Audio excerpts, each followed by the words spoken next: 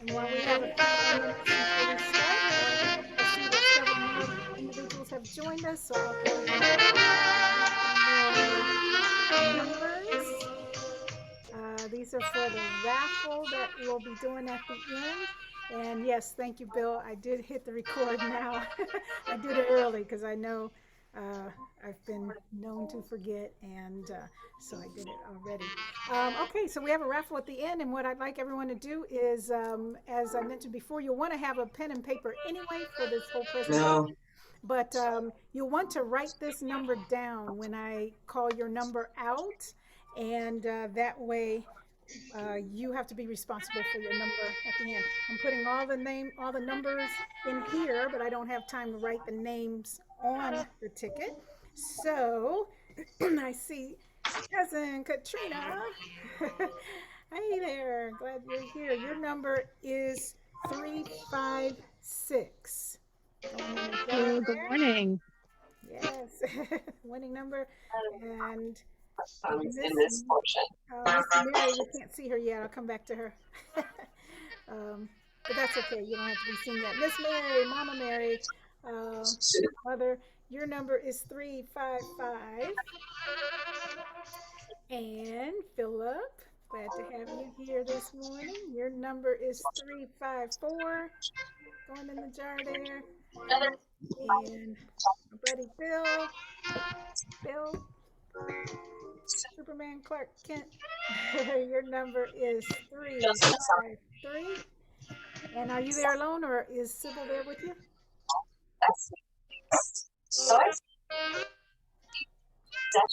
Probably tell me in a moment. Oh, Sybil is there? Great.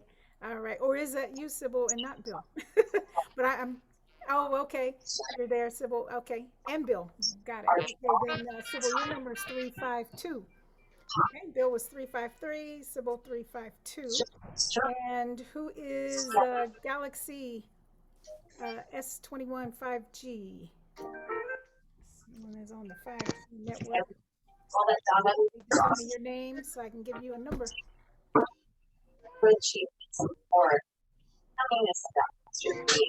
Maybe they're not there at the moment. I think that's me, Terry LaDonna. Oh, okay. Hey, LaDonna. Glad to have you here. All right. So your number is 351. Okay. All right.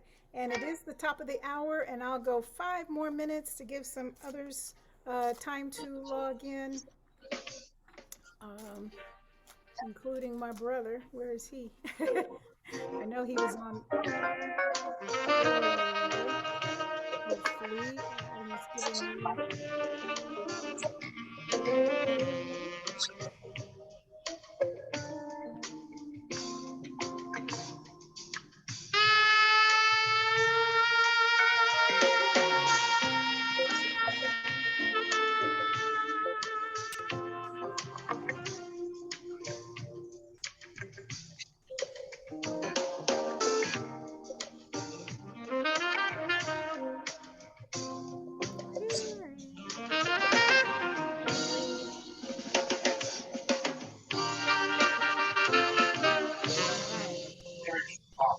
So, we're asking everyone to write down their number for the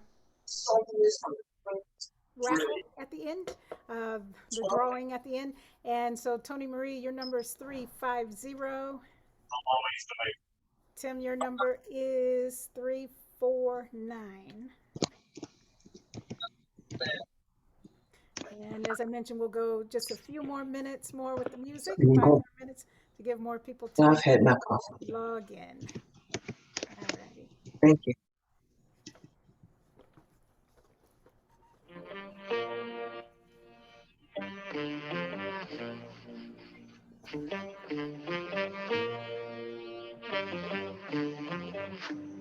I just felt Brother Carl remind you guys, bring your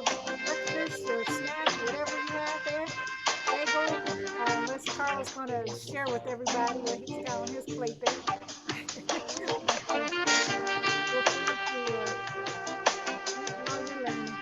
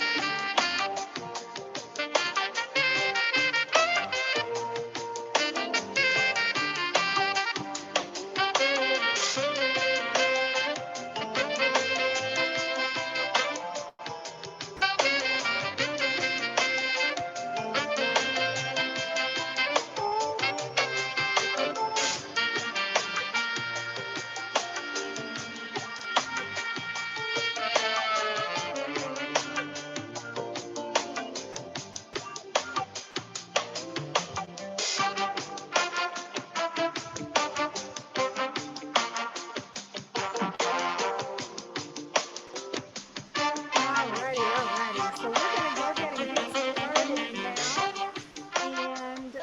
And as we've been doing so far, and I'll continue to do, we have this nice, beautiful bowl here with raffle tickets in it. We'll have a drawing at the end. There'll be 2 prizes. So anyone so far who has not been assigned a number, let's do that right now so we can get started. Sherry, I see you there, and you guys will want to write your numbers down because I don't have time to write it on the back of this ticket. Sherry, you are 348. And let's see, Sister Carl, you are 347. And are you there alone or are you there with your husband?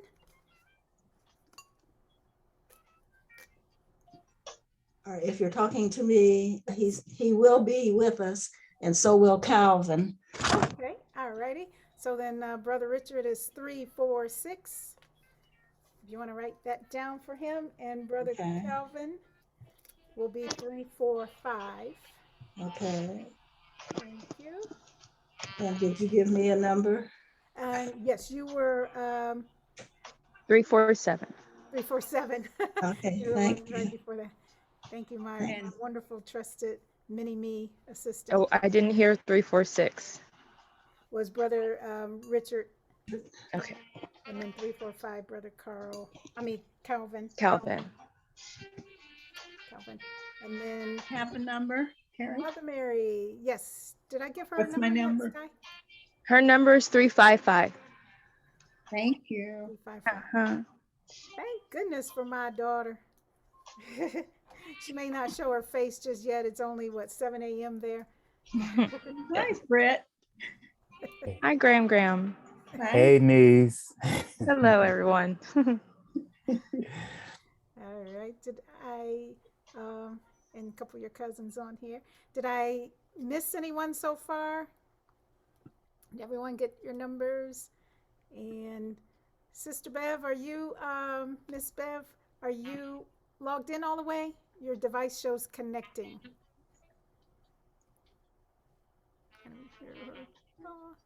Hopefully she can get fully connected. Okay. All right. Well, we are going to get started. It's a robust program, mostly recorded. Thank goodness I don't have to do a whole lot of work here. But it will be fabulous nonetheless. And I forgot. How can I forget? Brother Carl, I know Sister Sue is there. So her number is 344. I don't think I assigned her a number yet. 344. Okay. And I know she was at another meeting coming to this one from there. Okay, did I get all numbers so far? I see one more person logging in. And then we will have a break, and I'll do this again where we'll get everyone's number. Everyone will get a number if you haven't done so at this point. And whoever that is on the iPad, if you want to tell me your name, I'll give you a raffle number. iPad and Philip. Do we have a number for Philip? Yes, I did do a number for Philip. What's your number, Philip? My number is 354. 354. Okay. Thank you. All righty. Okay. Well, iPad person, you can let me know later what your number is. iPad person. Let's see. Going once, going twice, and then I see Sherry. Chef Kitty in the house. Let me give him. Sorry, Sister Terry. It's Kevin Williamson. Kevin Williamson. I'm trying to adjust my iPad. Sorry about that. No problem. No problem. Just didn't want you to miss out. Okay, Thank you. well, your number will be 343. Thank you very much. Sure thing. Sure thing. And Chef Kitty, your raffle number will be 342. And anyone else? Anyone else? Okay. All righty. So we are going to get started. And as I mentioned, we'll have a break. This presentation is one that I went to several months back and was very impressed by it. Couldn't wait to have an opportunity to share it with others. So I'm so happy for this moment where you'll get to see this same good information. Afterwards, we will have, now it's a very long presentation. I've broken it up into two parts. And after the first part, we will have a brief break and a little game, okay, to get you up and off your feet. Maybe not off your feet, but onto your feet. And everyone will participate if you wish. And then we'll finish the second half of their presentation, which I chopped up a little because it's a Q&A session. And so I took out a lot of the, they were doing drawings and other things. And so I took all that out to shorten it down. And then after that, anyone who is interested in doing a Daniel fast with the folks here from Bethel AME Church in Columbus, and anyone else who wishes to do the Daniel fast, it's a 21-day fast, and it's not a real advanced one, I can tell you that. It's going to be one that anyone at any level can join in, and we'll just have some accountability in doing it. That's the important part, accountability. So I'll explain that at the very end, right after we draw names at the very end. And so have your pen and paper ready, take notes, and let's get this party started. Pastor Tim, you can go ahead and give us a quick prayer and get us going. Say party and prayer in the same sentence. Sorry about that. Hey, why not? Why not? But that's okay, because the joy of the Lord is our strength. Amen. Amen. Amen. Let us pray. Most gracious Heavenly Father, in the mighty and wonderful name of Jesus. Father, we thank you, oh God, that we are your people. We are your children, and we are your beloved. And we are the favorite of God, and you love us so much. And Lord, you created our bodies to be fearfully and wonderfully made. And Lord, you created the fruits of the tree and the vegetables of the ground for our benefit and for our nourishment. Father, just as there's a lot of evil in the world, there's a lot of manufactured food that is to our detriment. But Lord, we want to turn to you, oh God. We want our bodies to be to be the temple that you created it to be. So Lord, we ask a blessing in this session, Heavenly Father. We thank you for the presenter, Terry. We thank you for what she has brought together. Lord, we pray, oh God, that we will have such a blessing coming out of this session that we'll never be the same. And so, Lord, for all of your goodness, grace, and mercy, we're careful, God, to give your name all the praise and all the glory. In Jesus' mighty and wonderful name we pray. And all of God's people said, amen and amen. Amen. Okay. All righty. Let me get the video going.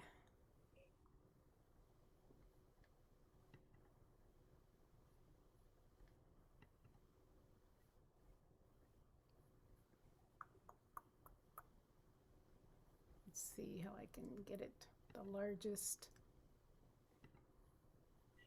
There we go. Allow as many as possible as we begin to enter in. And we're playing a little video for you with some important information, and I'll play it again for you.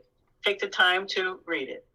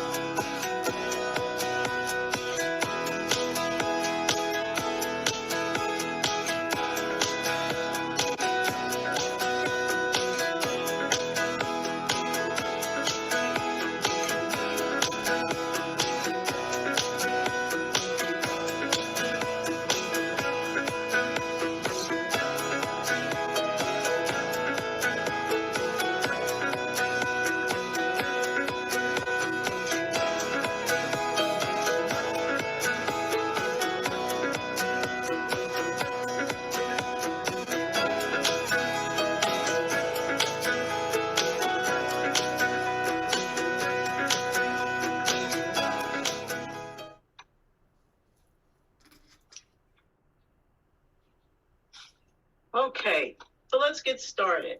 We again welcome you, and again, as I said, you may be joining us in the late evening, early evening, because we have shared this certainly throughout the United States, and we've even shared it internationally. But we're so happy that you've joined us for What You Need to Know, Food Choices and You in 2022. This is a virtual town hall. It's a faith-based call to action, and you will have an opportunity to possibly win a healthy gift during this virtual event. We'll explain more about that.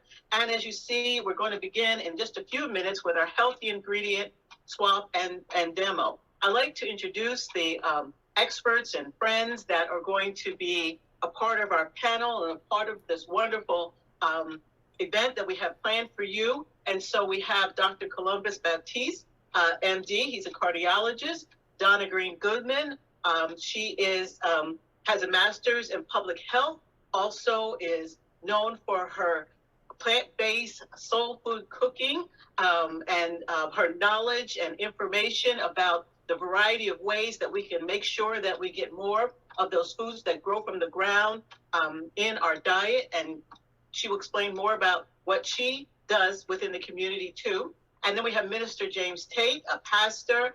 He'll explain to you how when he started a new journey of eating a different way or a healthier way, how he lost a lot of weight, but also the wonderful ministry that he has for youth and the wonderful ministry he has in his church. So we're excited to hear more about that. And then Jalicia Claytor, she's the YPD 3rd District Recording Secretary. And you know the YPD, the Young People's Department of the African Methodist Episcopal Church, is a very large organization within the church. And we're excited to have Jalicia Claytor. She represents our young adults and helping us to understand how we can reach young adults in the area of health and wellness and nutrition. And then Bishop Francine Brookins, she is the chair of the International Health Commission of the AME Church.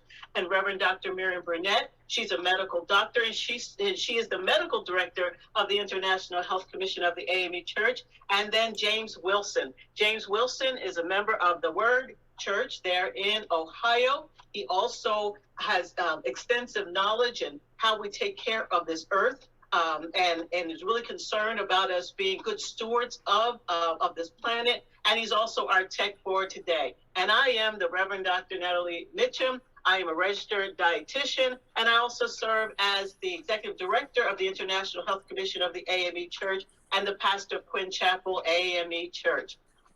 We are excited again about this partnership where we want to share the importance, again, of health and wellness, but also the importance of reading labels, reading nutrition labels so that you can be informed of what's in your food. And this town hall is being sponsored together with the Northeast Ohio Black Health Coalition. And we're excited for the partnership as we work with them locally there in Ohio. So again, as we move along, we hope that you will take notes. So get a pencil and a piece of paper and be ready to be empowered and equipped and educated as we take this journey together in 2022 to promote health and wellness within your life. So we're excited about that. Earlier, a quote from Reverend Dr. Martin Luther King Jr. is, "Everybody can be great because everyone can serve." Today, we are serving by empowering and equipping everybody with knowledge on the benefits of nutrition labels and choosing and preparing plant-based meals, plant-based powered meals. That's a lot to say, a mouthful, wouldn't you say? And you might say, well, why plant-based powered meals? I'm glad you asked. I would like you to take a look at this healthy eating plate. This healthy eating plate comes from the Harvard T.H. Chan School of Public Health Nutrition Source. And as you take a look at this plate, you'll see that the star of this plate is something that I always like to say, the star of this plate is not meat. Although for many of us, most of our life, especially in the United States of America, meat has been the star of our plate. But when you take a look at this healthy eating plate, again, from Harvard Medical School, you will see that the star of this plate is what, everybody? Don't unmute yourself, but you'll see that it's vegetables, food that grows from the ground. Plant-powered food is the star of this plate. So you have the vegetables, you have the whole grains, you have the fruit, and then you do have healthy protein. And you'll notice that it says when you're choosing healthy protein, choose fish, poultry, beans, and nuts to limit red meat and cheese, avoid bacon, cold cuts, and other processed meats. So today, we're going to focus on how we all can increase those plant-based foods in our diet. Why? Because you're looking at a healthy plate, a healthy eating plate, again, from Harvard Medical School. We also encourage you to take a 10 to 21 day challenge, and we're taking that from the book of Daniel. There may be some of you right now that you are on a Daniel fast, because many churches go on a Daniel fast in the beginning of January. And so you know that for 10 days, the Bible tells us that they were tested. And just to read a little bit of it, or please test your servants for 10 days, the Bible says in Daniel chapter 1, and give us nothing but vegetables to eat and water to drink.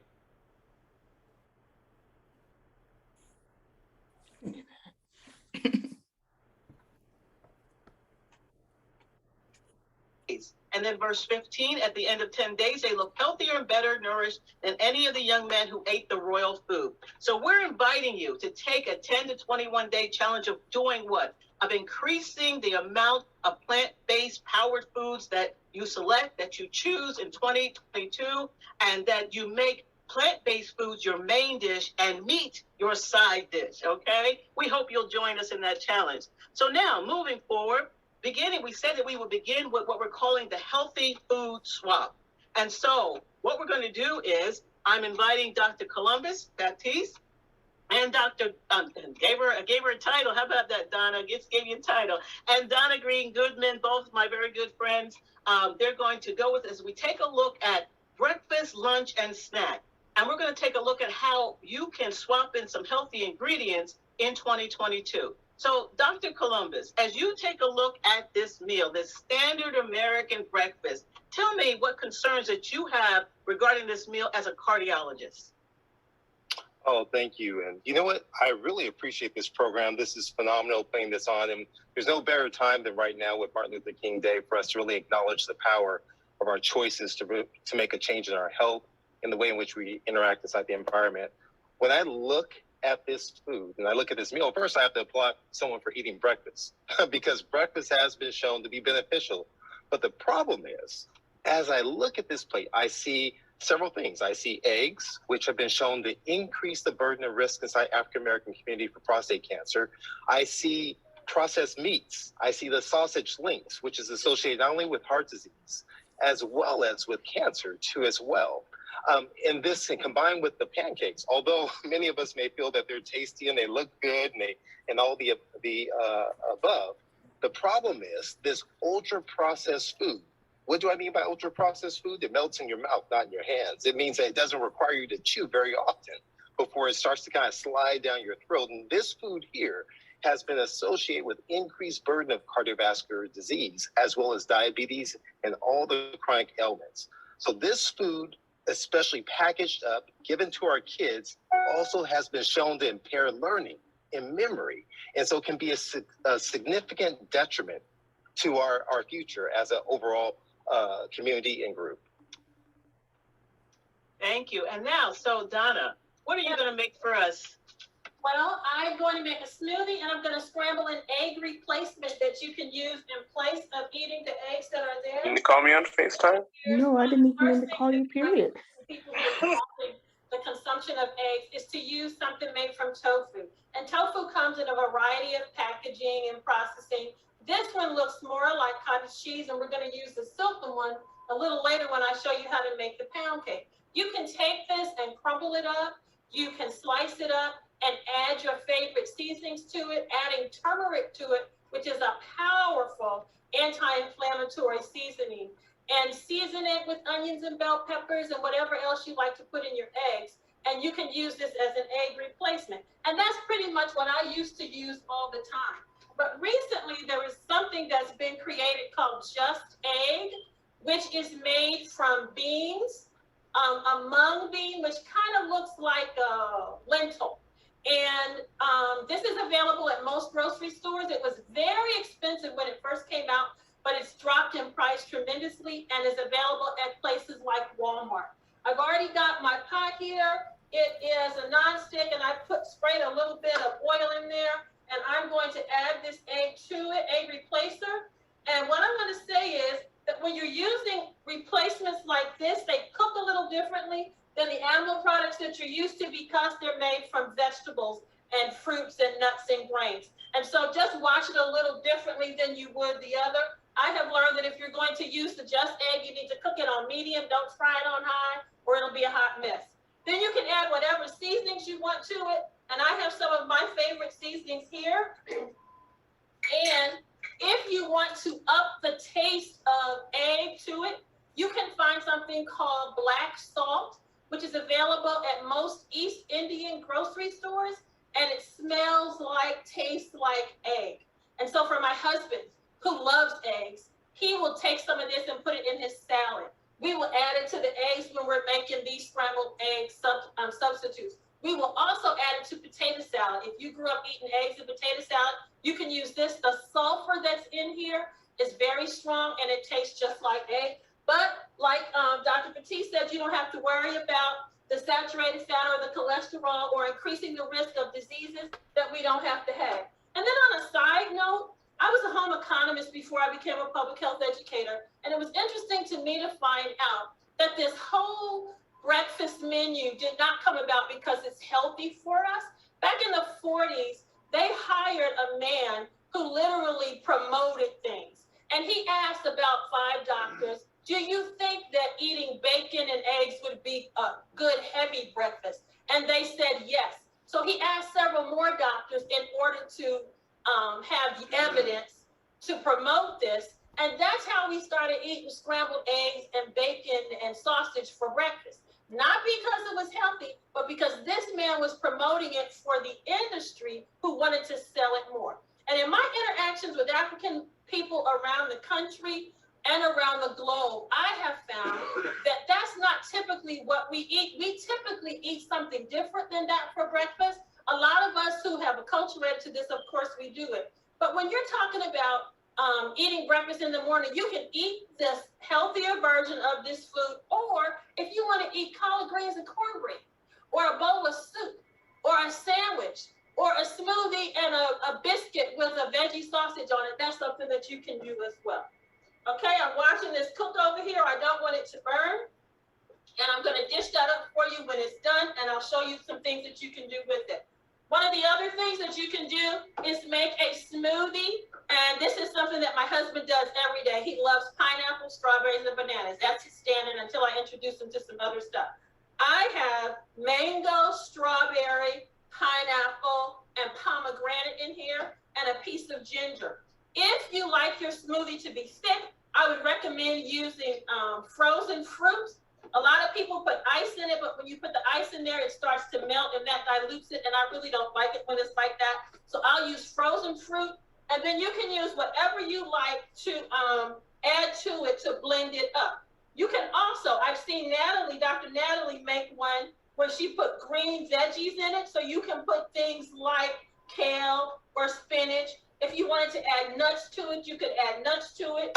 You could also make these for children and make them into so that they can have a popsicle for breakfast.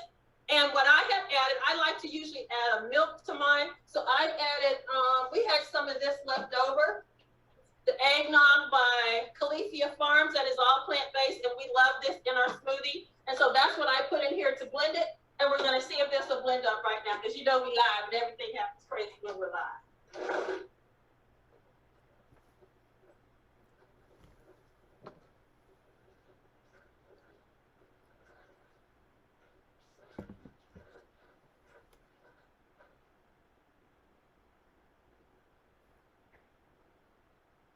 So yes, as Donna is mixing that, as she said, there's plenty of different ways to make your smoothies. The one that I like to make every morning, and I do have a smoothie every morning because one time I was on a webinar and I was listening and someone was saying, well, they were concerned about you lose the fiber when you make your smoothie. And certainly, you know, you are mixing it and you are blending it. However, there's some things that you can do to add that back in. You can blend it for a shorter amount of time, but I also add in a ground flaxseed into my smoothie in the morning. That adds in the fiber, and I also add in some chia seeds. So those are just two examples. You could also add in some oatmeal, you know, the old-fashioned whole oats. You can put that in there and just blend it up, and that would add the fiber back in. Because bottom line is, making that smoothie in the morning, because it's plant-powered, you're starting the day with getting those fresh fruits and vegetables in.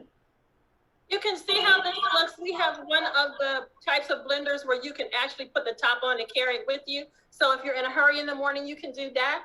I'm not as worried about replacing fiber. I'm more concerned about if you go into Walmart or you're driving through on your way to work and you stop at one of those coffee places and get one of their smoothies is not whole fruit.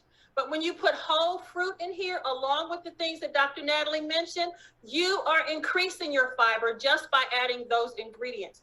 And the whole strawberry, the whole pomegranate seed, all of that has plenty of fiber. And for people who are concerned about the sugar and diabetes, it's released over a period of time more slowly because your body has to do the work to get the nutrients out of it, breaking it down by the fiber that the Creator God put there.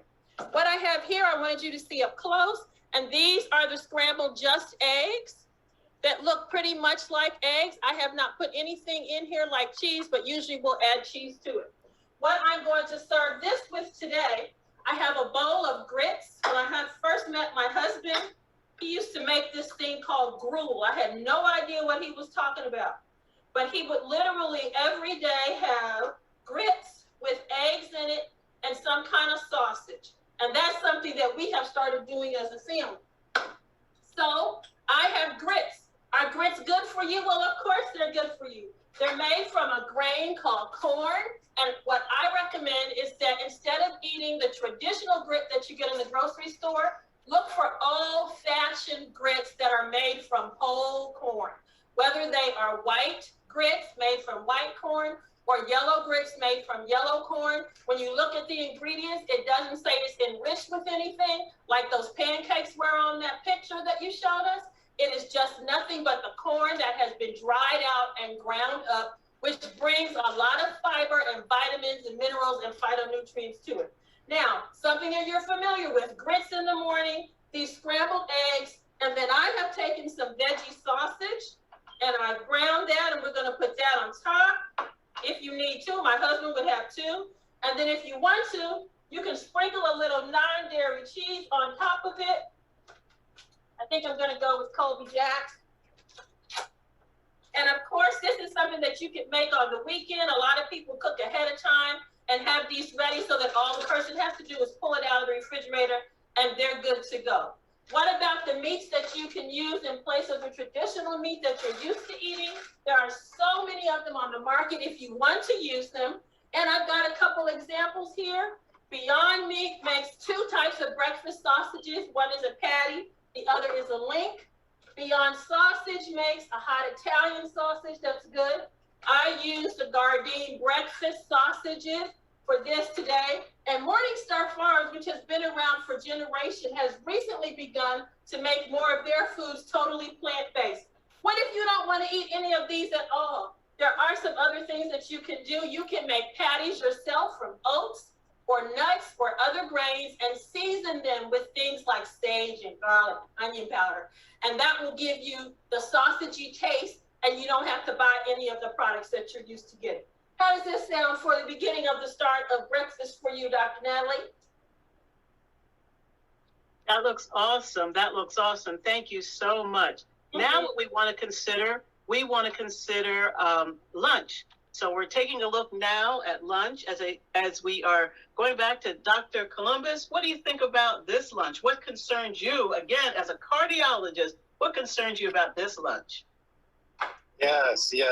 That lunch looks like a typical lunch that I perhaps was served when I was inside medical school training. That tells you the paradigm that needs to be shifted as it relates to medical education inside this country, and that's beginning to happen. So I'm seeing French fries, I'm seeing burgers, I'm seeing Subway or hoagie sandwiches there.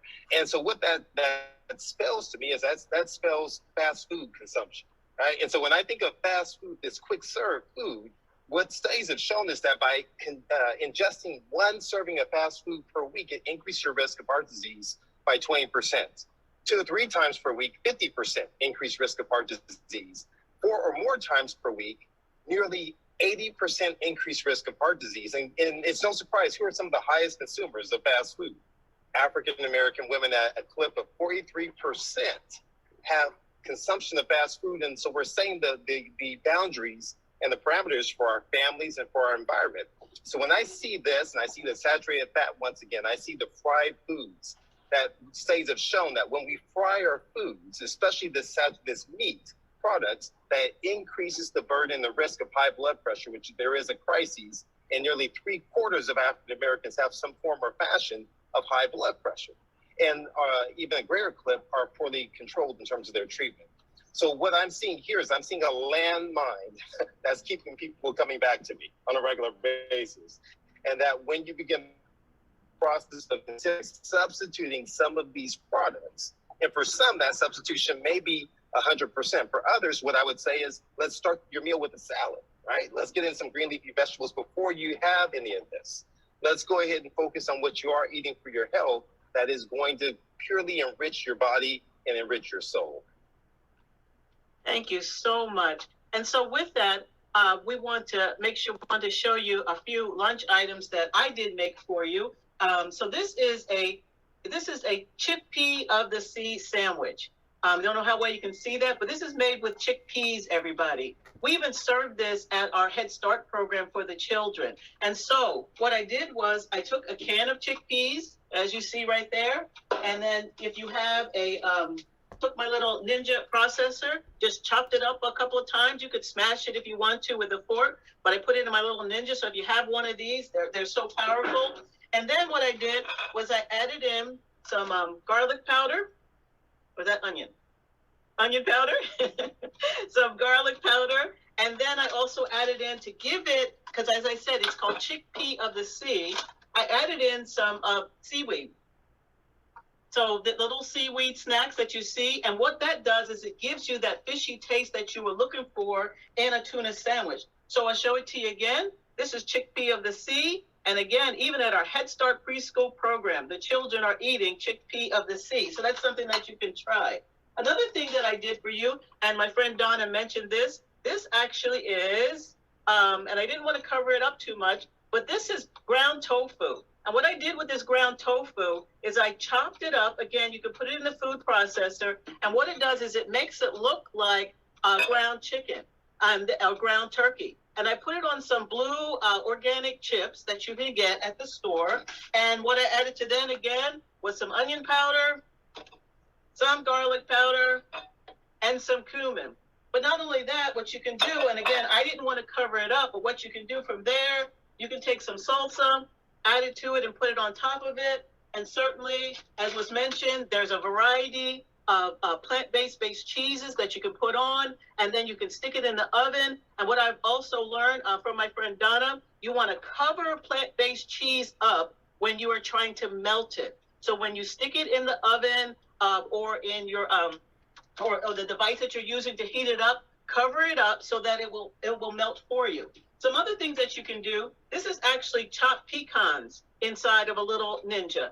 Chopped pecans can also work as a meat replacement for you. So nuts. And here's the thing, beans and nuts, they have protein in them.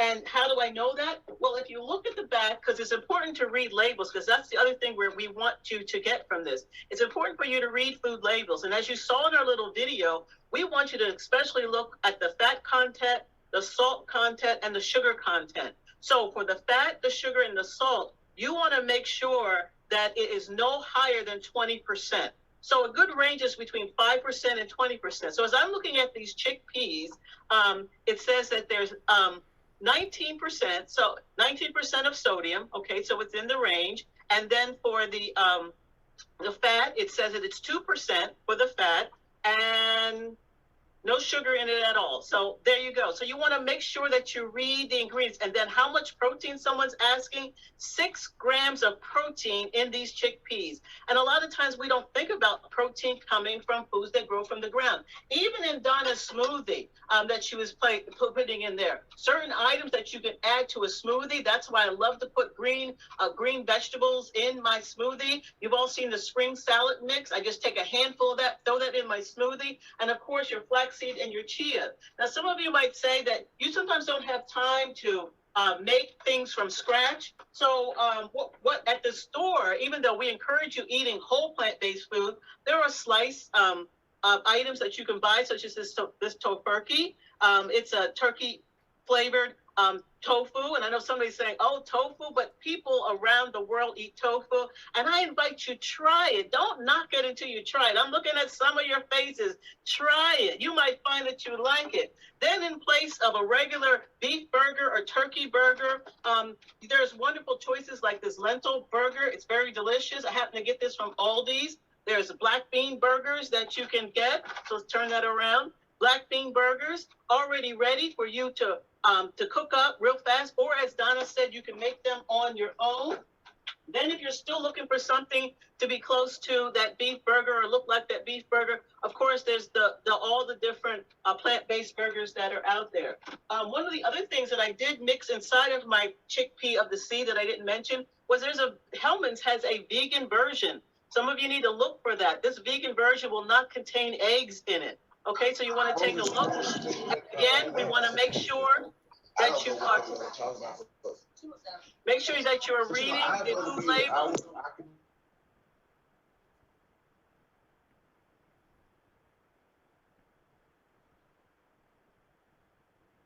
Unmute yourself, Dr. Natalie.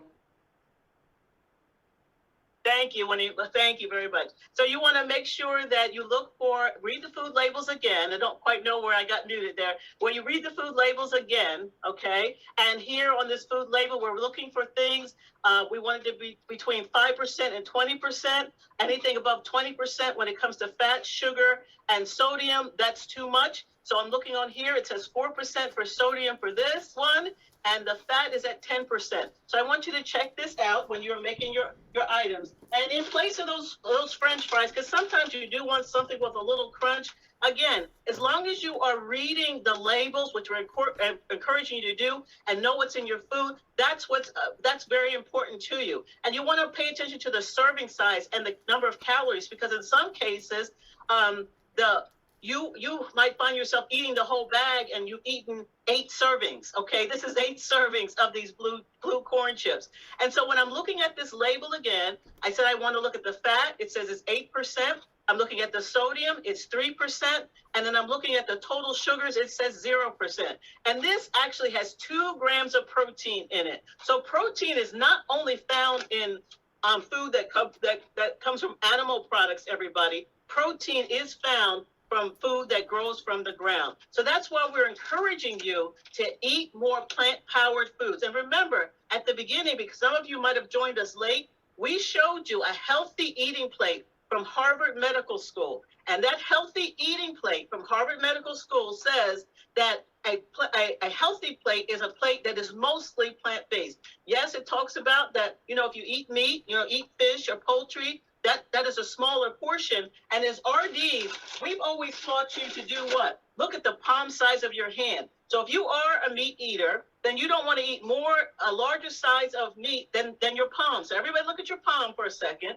Okay, and keep that in mind, because when you're eating with your family and you're eating with family members of different sizes, sometimes we go out and we buy a package of meat and we give everybody the same amount, but everybody doesn't need the same amount. And what we also want to encourage you again is that protein is found in foods that grow from the ground. So now we've taken a look at breakfast and we've given you some suggestions. We've taken a look at lunch and give you some suggestions. And now let's take a look at this dinner plate and see what Dr. Baptiste thinks about this dinner plate that I'm going to show you. Soul food. We love our soul food, especially in the faith-based community, Dr. Columbus. You know how it is. Those annual days, yes. They're looking for the mac and cheese, the collard greens, the fried chicken. Oh, my goodness. If we could get ourselves, to understand that there needs to be some changes. So what do you think about this plate? Wow, when I look at that plate, it brings back memories. But I'm going to tell you, now in my recent life, I would say those aren't good memories. Here's the thing, when it comes to this first thing that pops up to me, this meal is actually larger than the breakfast.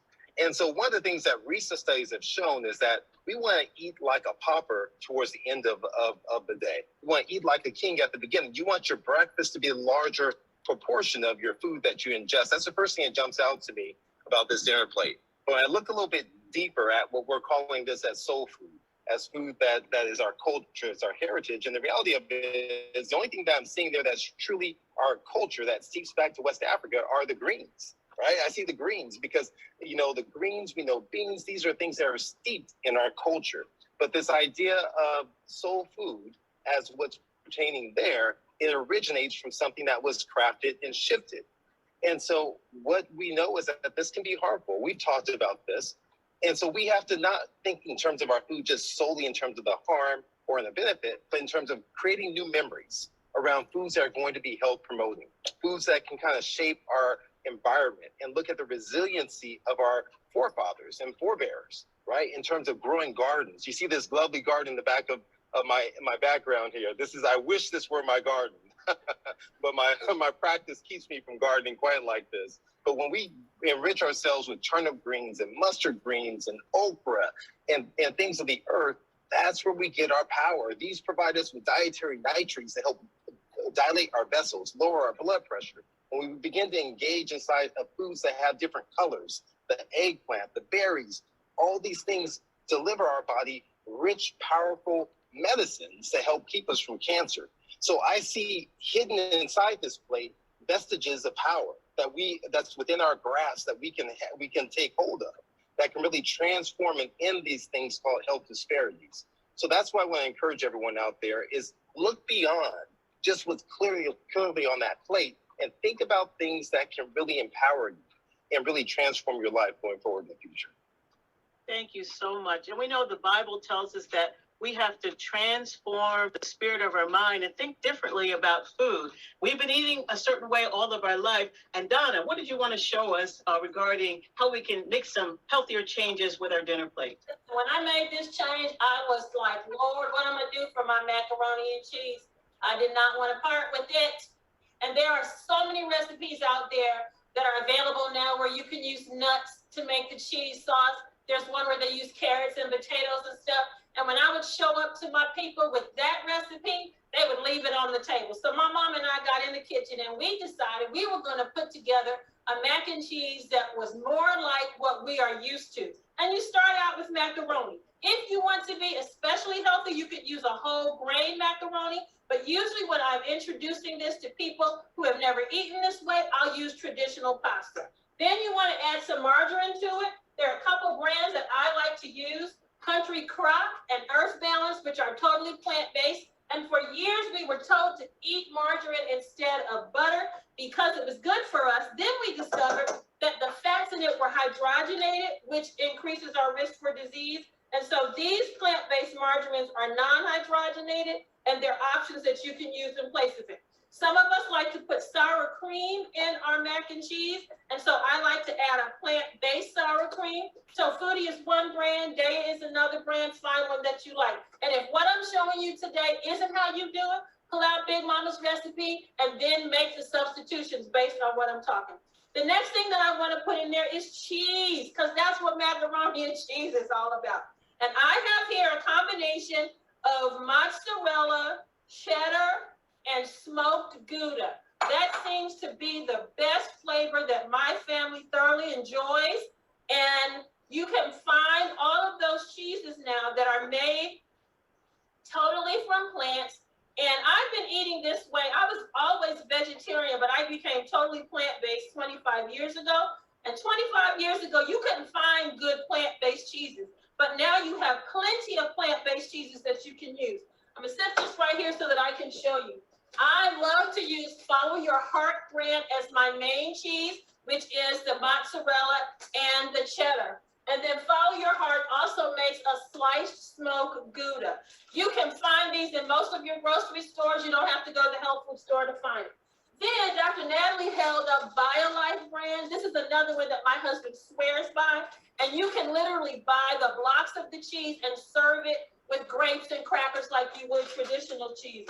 They also make some really good sliced cheddar cheeses, provolone, and I think they do Swiss.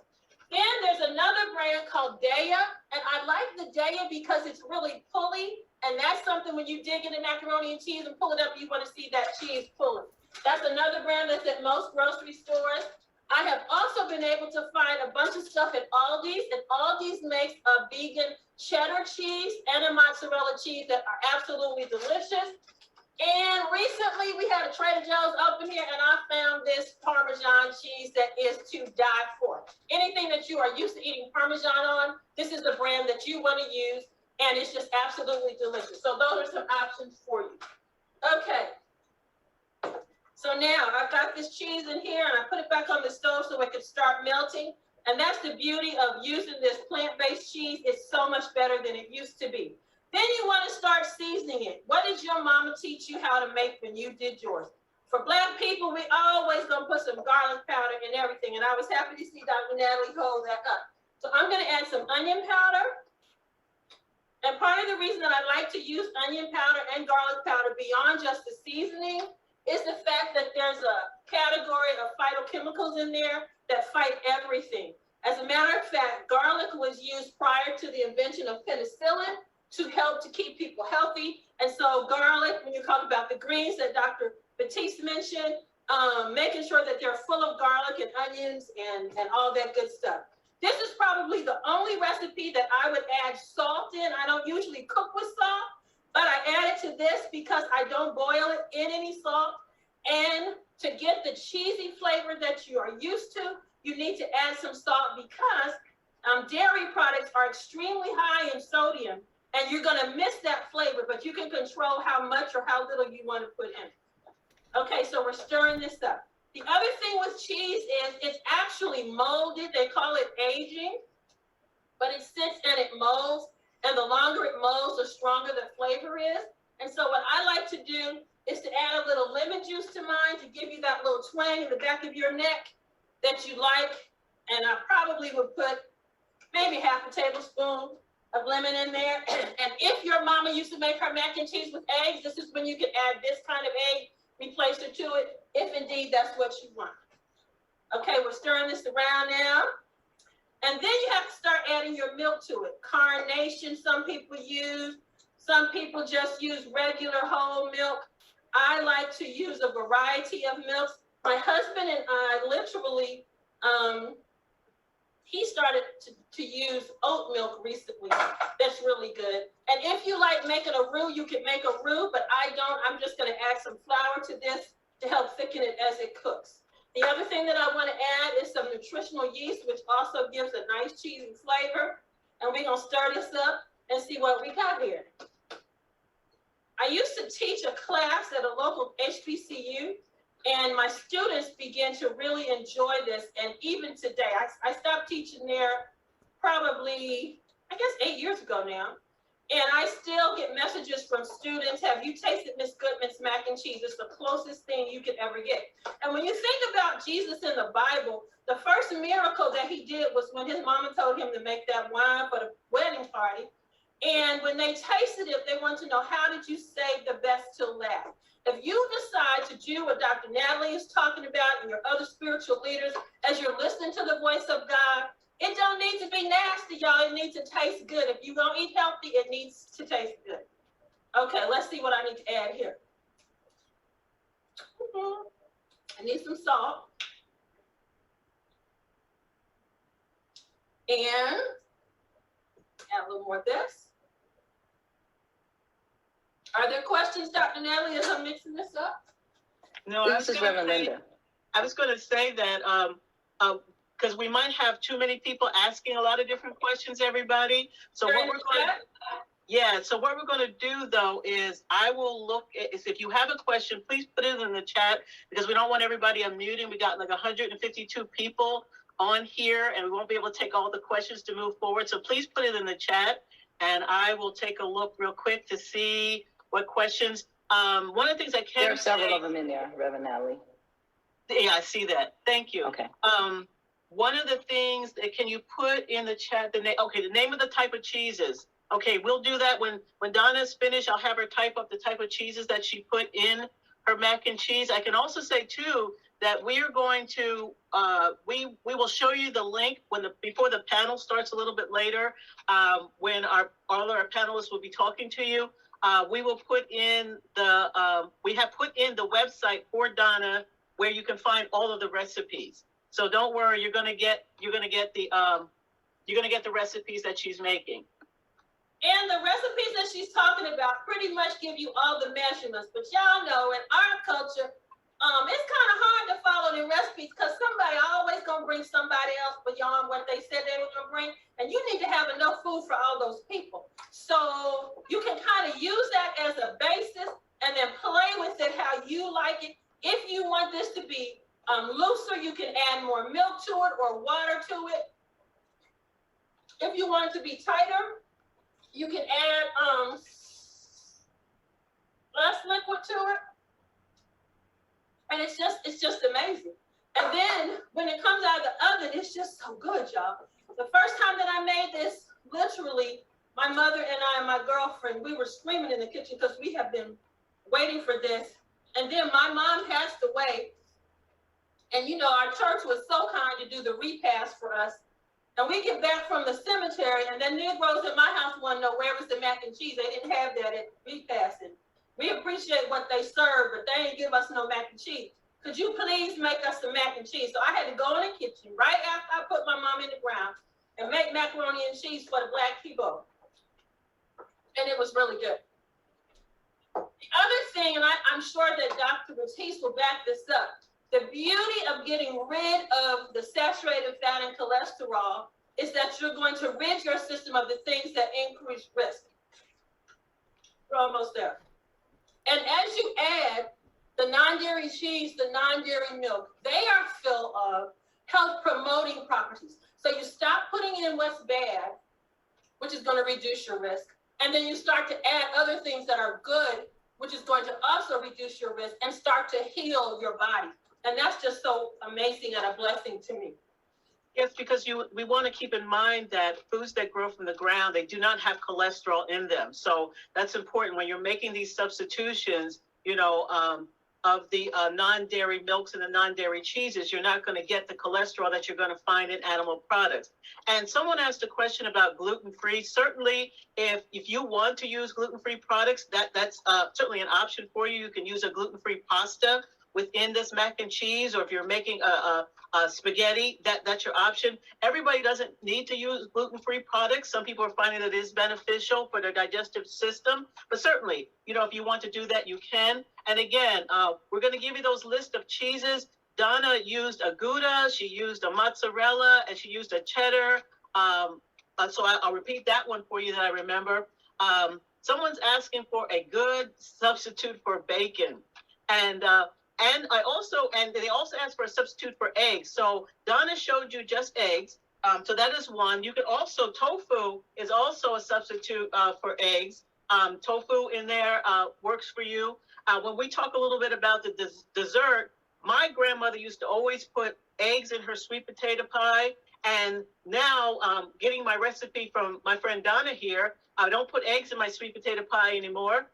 We put flour, actually thickens it up. So it depends on what you are making. And then there are a lot of other egg replacements out there. We just want to think of, depending on what the purpose of the egg is, it depends on what replacement you're going to use. Two of the other ones that I have here for you to see are the dry egg replacer called Energy, and I use this for baking sometimes. And then very recently, in addition to that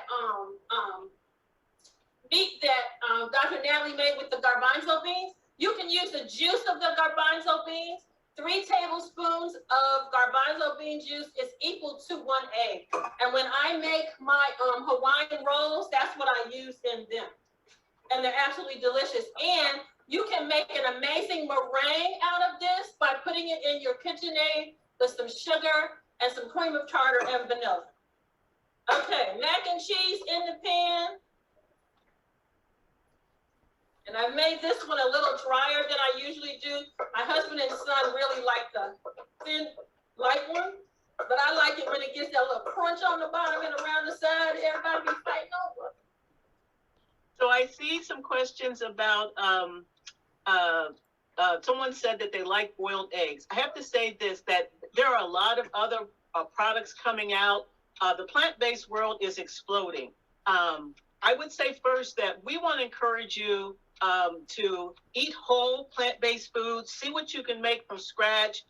Some things we might have to decide to give up as much as we love them. You know, we love them because it's what you've been eating all the time. And since I'm talking to a faith-based community, and I can put my preacher's hat on just for a minute, all the clergy come get with me. You know, there are some things that we used to do. You know that song? You know, what I used to do, I don't do no more. You know, the friends I used to hang with, I don't hang with no more. The places I used to go, you know that song? I don't go there no more. So there's some foods that you may have to give up, try a new way of eating your salad.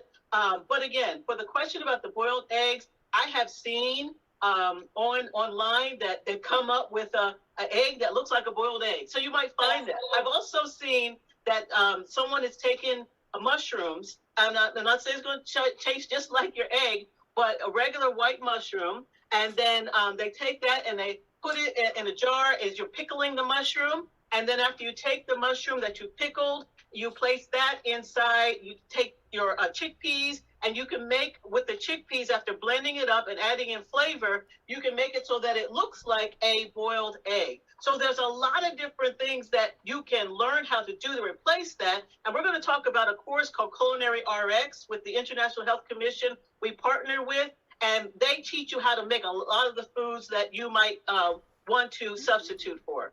Oh, look at that mac and cheese. Okay, so here's the mac and cheese. And we're going to cover this with foil and put it in the oven and bake it. And I don't know if we'll be here long enough for you to see the finished product, but I can send Dr. Natalie a picture of one that has been done. It's so good, y'all, and then it's guilt-free. And then the other thing, as she is talking to you about making these changes in your life, as people of faith, you can do this. The Bible says that you can do all things through Christ who strengthens you. And if indeed, you know, them boiled eggs or the chicken or the milk or the ice cream is a problem, ask God, as Dr. Natalie has already said, not to be conformed, but be transformed by the renewing of your mind. And when you're walking in those promises, he sends the power and you are able to be overcomers and you get well and you can make a difference in the community of faith. The other thing that was on that picture, Dr. Natalie, was that chicken. Y'all saw the chicken, right? One of the concerns that I have for Black people is how much chicken we eat.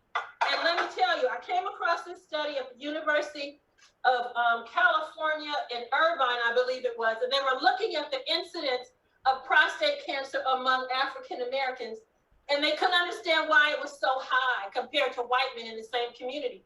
And they did these food journals, and they discovered the amount of chicken that Black men were eating was just off the charts. And they also discovered that there is a carcinogen that is formed when you eat chicken called PHIP that goes directly to the prostate. They also have discovered that when you heat the chicken or the fish or the turkey or the goat, if you're from the islands, and the fat is heated, it becomes a carcinogen. When that fat drops down into the coals and hits the coals, it becomes another carcinogen. And nobody wants to have grilled chicken or grilled whatever and it be soft. You want that crunch on it? That's another carcinogen. And so backing up off of that and replacing those foods with other things that you can eat is important. One of the things that I introduce to my students is this vegetarian chicken on a stick that is made from, I want to say this might be wheat, gluten, or soy. I can't remember which one. And so what I do is I just find old recipes that people are used to eating, and I have a marinade that I put a little oil, olive oil, and then I season it with garlic powder, onion powder, rosemary, sage, thyme, some red pepper flakes or whatever. And then I pour this over these little chicken on a stick, and they literally have a drumstick. If you live in a metro area that has a Asian restaurant that serves plant-based food, a lot of what they serve is this stuff.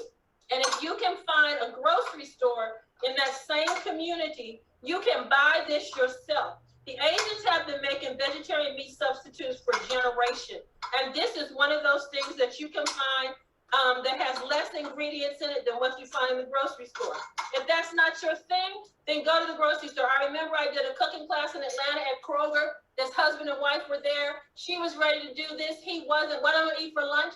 So Dr. Natalie, I walked with them down the aisle and I found literally those tofurkey things that you showed a little while ago, which were something that could help him move over until he didn't have to eat it anymore. And if you never want to eat any of this, you don't ever have to eat it, because the Creator God has put all the nutrition that we need in every food. I was amazed to find that sweet potatoes and broccoli and white potatoes and beans have as much, probably 8 to 10 times the amount of protein that our body needs every day. And in our community, we eat all that stuff together. Collard greens, black-eyed peas, rice, cornbread, a salad, some mac and cheese. All of that together is also providing all the protein that we need. It is not a food group, it is a nutrient. When Dr. Natalie talked about using tofu, if you want your tofu to taste meaty, take the water packed tofu, put it in the freezer and freeze it, and then thaw it out, and it will change the texture so that it's meatier in texture. You can also, again here, make patties and croquettes using beans and rice. I used to do a pinto bean one when I lived in Georgia for the extension service. You can make it out of tofu. You can do zucchini patties. And when you talk about the sweet potato pie, Dr. Natalie, I found this woman from Ohio that Barack Obama went to see when he was running for president. She was probably in her 80s or 90s at the time. And her sweet potato pie was so popular that he had to taste it. Turns out it was all plant-based. She didn't use eggs or anything. And she said, this old Black woman said, that her pies were better and lasted longer when you didn't put the eggs in them. And so if we think back culturally, until Dr. King and those other people fought for us to have access, a lot of times we didn't have access to all this other stuff that's making us sick. And we used the simpler things that we had. And that's what we're recommending and hoping that you can do this, because it's going to change your lives. It's literally going to change your lives. Right, and with you mentioned that, so because we're going to get close to the panel now. So Dr. Baptiste, can we have desserts? What do you think about desserts? I love desserts. You know, I'm a recovering sugarholic. So the answer is obviously yes. I think that one of the things that I always emphasize is trying to start off with, you know, desserts of the earth that God gave us. And so your berries, rich in berries and fruits are obviously a staple that you should begin with before you have anything else. There's a lot of different ice creams out there made from fruit, frozen fruit, bananas and mango, and can really quench that taste that you have. A lot of richness from dates and figs too as well that can go into making some of the things that we're used to and that we really desire. So you don't have to give up the flavor. You don't have to give up the taste. You don't have to give up all of the things you're used to when you start to eat food that is going to be beneficial to your health. Absolutely, and I agree. And many of the other questions, what we want you to do, make sure you read food labels. Some were asking about a product, a chemical product that's in the Just Eggs. And you know, there are different chemicals that are put in products to preserve them. Here's the thing, read the labels. That's what's also important about what we're doing tonight. We want you to read the labels, and then you can make an informed decision whether that's not a product you want to use or not. So Just Eggs may not be something that you want to use. So we've told you other things that you can put in place. Again, the tofu, the liquid from the garbanzo beans. And there's so much about food that we don't know about. And that's what we hope you walk away with. Again, I wanted to make sure, and I want to repeat this again. We showed you earlier a healthy eating plate from Harvard Medical School. Why? Because that plate, a healthy plate, is mostly plant powered. We all know how to eat the chicken, the turkey, the pork. You can fry it and bake it and flip it over and broil it. You can do everything. But we don't know how to eat more of the foods that grow from the ground. And so the end of this, everyone, we're not encouraging you because we don't want you to misunderstand. We're not saying that you have to become vegan or vegetarian at the end of this program. What we're saying from these experts and this cardiologist, Dr. Columbus, is that you need to increase the amount of plant-powered foods that you eat. The star of your plate needs to be plant-powered food. So why? So that you can fight heart disease, you can fight stroke, you can fight obesity, you can fight cancers, you can fight arthritis. There also research has shown that if we change how we eat, it can also be affected and slowing down premature aging. And we look at dementia and Alzheimer's. I mean, we could just go on, and we're still in COVID-19. So we need to be eating healthier even while we're trying to fight and prevent COVID-19. And so this is what we want you to get from this, as well as, reading those food labels and knowing what's in your food. That's what makes a difference in your life. And so when you're considering that and answer, we might not have all the substitutes because we only have so much time, but certainly you're going to have the website for all these experts, and you're going to be able to go there and see how you can begin to make these meals for yourself. And trust me, if you take the challenge, we offered a challenge at the beginning. We offered a 10-day, 21-day challenge that you would become, like you see in the book of Daniel, eat mostly plant-based foods and see how you feel better. And some of you might decide to become plant-based. So really quickly, Donna, we got to get to the panel. You want to talk about your pound cake, and I'll show, when you see half of a pie eaten like this, you know that somebody enjoyed it. So this is a sweet potato pie, and I tell you, I told you I've been looking for a way to make a sweet potato pie without the eggs, without the milk. And so my friend Donna, I found her recipe, and you'll see it. And so it's thick, so the flour thickened it up. I roasted the sweet potatoes as she suggested. And then the milk that I chose to use inside of mine, got this right from Aldi's. My grandmother loved my granny. She was 104 when she died. She always would put the condensed carnation milk in there, but I used the soy milk because there are beneficials to soy for women.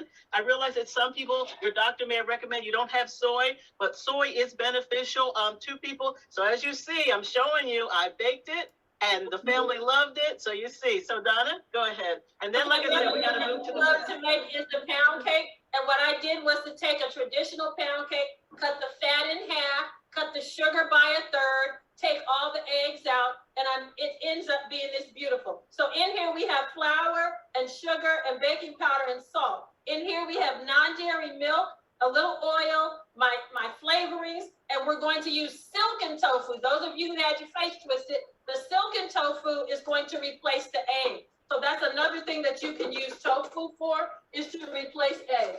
And we're going to blend this up right quick and mix it, and that's as simple as it is, as hard as it gets. Real easy peasy, 1, 2, 3. So someone is asking where you can buy the chicken on the stick. Donna shared she got it from the Asian food, an Asian food store. So you want to look in your community to see if you can find an Asian food store for the chicken on the stick. I wouldn't be surprised, if some of the other stores are starting to bring it in. Maybe check a Trader Joe's or a Wegmans, depending on where you live. But again, the chicken on the stick came from an Asian store. Question, do you use white flour? So can you use almond or coconut flour? I am using King Arthur's unbleached flour because, again, I'm making this for people who've never seen it. When I used to teach the class, I had students who used whole wheat flour, and I would have them sifted so that it would be lighter in the end. But you can use whatever flour you like. And I think that's one of the other things that Dr. Natalie and Dr. Columbus and I like to do is to experiment. What we're saying to you, you can use as a framework to get you started, and then put in the things that you like. When you're making this recipe, you're literally making it like you're making cornbread. Do not put a mixer on this. Don't put this in your KitchenAid because you will mess it up. All you have to do is blend the liquid, pour it into the dry, stir it up, and I'm getting ready to add some lemon juice to this, and that will be the cake. If you have children or grandchildren, you can add a little bit more water to this. And when you add a little bit more milk to it, it thins it out, and you can make cupcakes for them. For kids who have allergies, that's a really good thing. I'm adding lemon juice here, which is going to smooth this out. And then we're going to pour it in the cake pan and put it in the oven. That's all we're doing with this. This is as hard as it gets, y'all. And it tastes delicious. And you can see the one that's already made here on the counter. The one that's on the counter, I made already, and I made it a lemon flavor. And Dr. Natalie and Dr. Columbus, I put turmeric in it to give it a yellow color. Because y'all know you like yellow pound cake.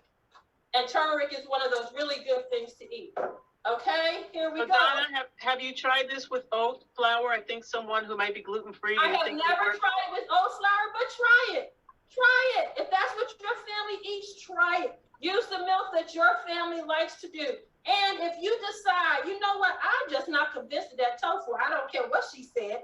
Go online and Google or go on Pinterest and look up vegan pound cakes. There are so many recipes out there now, some of which don't use any of the tofu at all. They just use baking powder in it, and that's another way to do it without a problem.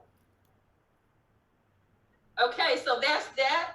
It makes a beautiful pound cake. It'll probably make about 24 to 36 cupcakes, depending on the size that you make the cupcakes. And we'll put this in the oven in a minute. And what we have here is a finished pound cake. You can take your own sugar. I use the natural sugar here. Florida Crystals is one brand, but there's several on the market. Find the one that you like. And you can put that in the blender with some cornstarch and blend it up. And you will have your own confectioner's sugar, which is what I have here. And I'm going to add a little lemon juice to this confectioner's sugar. And I'm going to stir it up. And this is going to be my glaze over the pound cake. So while Donna is doing that, I've started to share the screen again so we can move forward. I show you that for my Thanksgiving in 2021, I actually made the pound cake, as you all see there, and the sweet potato pie, and the family definitely did love it. So, and you're going to get the recipes, everybody. As you see there, there's a link there, lifestyletherapeutic.com. You will see that again as we go to the panel so that you'll be able to get the recipes. You can still watch Donna on the side there as I introduce to you everyone who will now join us on our panel discussion. Okay. Woo! All right. So did you guys learn something? How about that? Did you learn anything? Show of hands? I know I did. And I've watched this several times, and I don't get tired of watching it because, and I'm not even a big baker or anything like that, but yeah, some really, really good stuff. So there's still more great things to come from the panelists, and as they share some more very good information. But right now we're going to do a real quick, because you need to get up and stretch a bit. As I mentioned before, I'm going to continue as we did earlier. I'm going to continue to get raffle tickets to you. Those who were not here in the beginning, we can give you a raffle ticket. You'll need to write your number down because I won't be keeping the numbers handy with me, but write the number down when I give it to you. And we'll take a brief bathroom break, but I see a couple hands raised, and so I'll answer some questions, but we're going to time this, and as the music plays, 2 or 3 minutes to stretch your legs, go to the loo if you need to. And I will take your questions at the same time, though. Let's see, Reginald and Sybil, did you guys have a question, or somebody had their hand up? If you want to unmute yourself, just those who have a question, you can unmute real fast and ask your question. I guess we'll start with Pastor Tim. Okay, she mentioned earlier on in her presentation that she mentioned about that putting that smoothies reduce the fiber level, and so I know juicing does. Juicing takes out the fiber, but does the smoothies reduce the fiber level? It does a little, just simply because of the centrifugal force of the machine. And so a way around that is to use in juicing, I know a way to maintain some of the fiber is to use a slower method. There's slow, it's called a masticating juicer, and it doesn't have as much force, and so it keeps the fiber there. So probably the same is true with, because as you see, that NutriBullet is like is major, and so that's where you lose it. What you can do in that case is just mix it less. You know, sometimes it has the automatic button and it just goes and goes and goes. Well, you can just manually stop it a lot sooner, and you're maintaining some of the fiber then. Excuse me. Yes. Is it- Yes, Beverly, you have a question? Yes, as he said, is it possible to add psyllium husk to your smoothie? That's fiber. That's an option. Yep. Oh, okay. Okay. But I wanted to know where the church is in Columbus. What's the name of the church in Columbus? Oh, okay. Go ahead. Certainly, by all means. We are Bethel AME Church, So, AME. and we are located on Cleveland Avenue in the Linden community, 2021 Cleveland Avenue. Okay, thank you. Appreciate that. Sure, by all means. Yes, and Sister Bev and I used to go to church together in Texas, so she's Yes, yes. And but her daughter is in Kent, teaching there. She's a professor. Hey there, Bev. And so you never know. Next time you're in Kent, you'll have to come visit us in Columbus. That's what I want to. I want to introduce Adrian to the church. You know, because I was there for a week, and I really didn't know how far Columbus was. Yeah. But we went to Cleveland, but we didn't go to Columbus. Oh, okay. Yep. Okay. Definitely Thank out there. Thank you. Sure. Anyone else have a question? And okay, so bathroom break time may be over. Let me get names. Who was not here in the beginning and would like a raffle name? Sister Sue, I got you. Even though Brother Carl must not have told you that, I got you. Maybe you didn't know. I'm sorry, I'm telling on you, Brother Carl. And so I see Sister Ramora, are you with us? Okay. I was here at the beginning, but I didn't get a number. There 350, I think it was 452 or something, but I didn't get a number for myself. But I for the numbers. Oh, okay. Is there two Bevs? No, there's one, and I think I gave her a number. So go ahead and tell her what it is, Sky. Okay, it's gonna be 361. 361. Okay. Yep. There you go. And okay, Sister Ramora, your number is 341. And I'm putting all the numbers in this. Sister Terry. Uh-huh. I'm kind of with you on and off because I do have some church business that I'm taking care of today. So Okay. I happen to get in right now, but I'm gonna have to be leaving whenever I get a call. So if I get a number, I might not be here to do it. Well, We have it recorded. That I'm in already, so I hope I get to stay a little bit longer. Yeah, we won't be too much longer.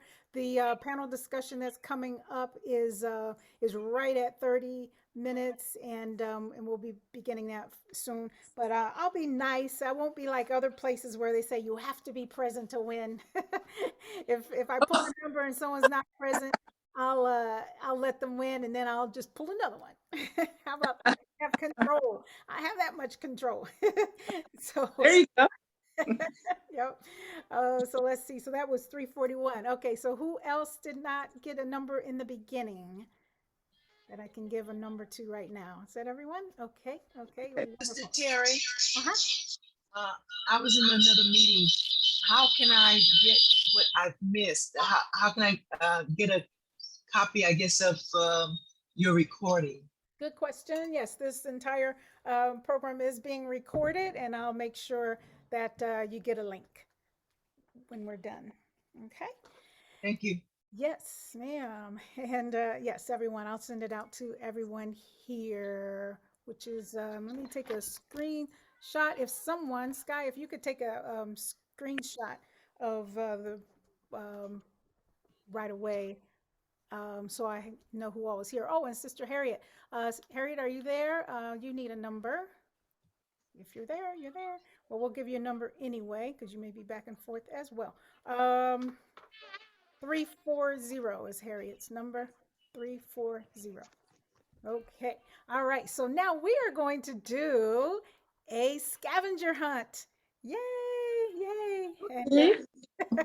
And anyone who's been on a family reunion Zoom with me, so that would be you, cousin Karen, and Tim. Let's see, Mom. You know that these scavenger hunts can be pretty exciting. Everyone just loves to get into it. And so I'm going to list some items that you will need to find, and um, and don't go too soon. We'll all go at one time to find them, right? But we're listing them. I think Sky may have listed them in the chat for me. I'm asking a lot of her today. um, One sec. Message. I have the list. I'm posting it now. I didn't want to post it ahead of time. Okay, thank you. Very good. Makes sense. Okay, so I'm going to tell you what these 15, no, 12. I'm going to tell you, did I say 12 or 15, Sky? 15. 15. Okay, I'm going to tell you what these items are. And, oh, and you know what? And I've added a couple because all of these are in the kitchen. So I didn't want to make it all so very simple. But anyway, so you are to bring these items back to your computer screen and show us in 3 minutes. Now, one of the items is a large knife. So don't run with it, okay? Don't run back to your back to your table, your desk, wherever you are. But do, come back safely and quickly. Okay, so and again, these will be in the chat after I name them all. So if you need to if you're having a short-term memory issue, you can come back and check the chat. So you're going to bring a cutting board, a NutriBullet, and you don't have to bring the whole thing, the heavy part. Bring the carafe, will be fine. NutriBullet, some turmeric, ginger, that could be the powder or the ginger root, garlic, saran wrap. And the reason why I say saran wrap is because I know the lady was using foil for her baking, but foil is associated with Alzheimer's. So you want to use as little foil as you can in your life to preserve your life down the road, okay? Foil. When I go to family reunions, I just like gasp at all that foil, tin foil that's on wrapping up everything there at those picnics. Veggie cheese, that's going to be another item you bring back. And veggie meat, if you have that. I mentioned already the large knife, and that's important because you got to chop up the stuff. You're going to be chopping more than ever when you're eating plant-based, and you can't come to the cutting board with some little steak knife or Perry knife, okay? I've seen it way too many times in the kitchens. You need a nice big knife. A piece of fruit, a vegetable, a healthy type of recipe book. Okay, those are the 12 items that I had mentioned already to Sky, but Sky, I thought about 3 other items that'll take them out of the kitchen. And so, empty toilet paper roll, a wire coat hanger, and I forget what that last one I said I was going to do. Credit card, bank card. Yeah. A bank or credit card with a picture on it, an image on it, something like this. Mine has a picture of San Francisco on it for some reason. Okay, so makes it nice and pretty, make you want to use it more, but I leave this one at home. So, okay, so one more time, I'm gonna list all those items: a cutting board, NutriBullet carafe, turmeric, and don't anyone leave yet, ginger, garlic, saran wrap, Okay. veggie cheese, veggie meat, package is what I mean, a large knife, a piece of fruit, a vegetable, a recipe book, empty toilet paper roll, wire hanger, and a bank card, credit card. And that should be nice and easy. You can go now, and you have 3 minutes. Oh my goodness. Go now. Okay. Everything is in the chat. Most all of it's in the kitchen, so 3 minutes is a long time. And I'm starting the timer now. I started, yeah. Oh, okay. Mom is still reading.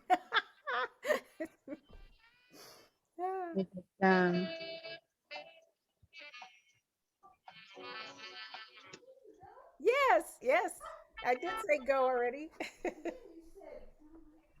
Yes, go find those items: cutting board, NutriBullet carafe, some turmeric, some ginger, some garlic, package of saran wrap, or the whatever you call that thing, some veggie cheese, veggie meat, a large knife, a piece of fruit, a vegetable, a healthy type of recipe book, empty toilet paper roll, credit card, bank card, the little image on it, and a wire hanger.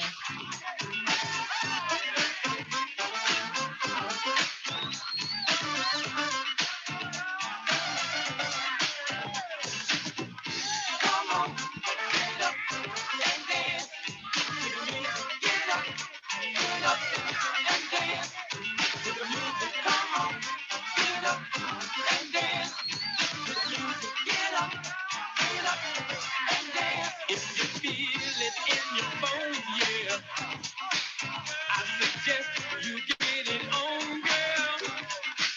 Hey, you better not go to jail now. If the music get up and dance, yeah, yeah, yeah. Moving to the funky beat, and we're moving to the other beat. I see you moving, baby, to the funky beat.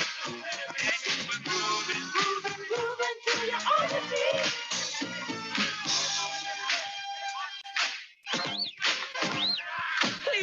A minute left.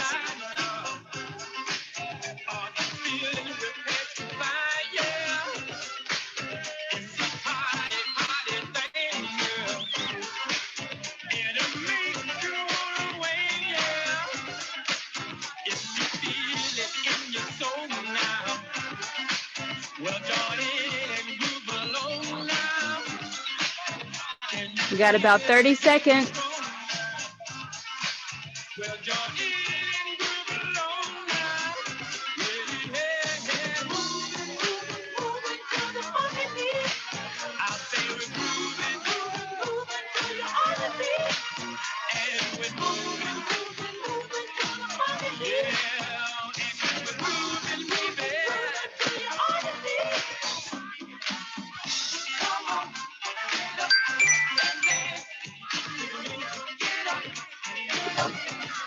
All right. Okay, you know what? I'll give him 30 more. Let's give 30 more seconds. Okay.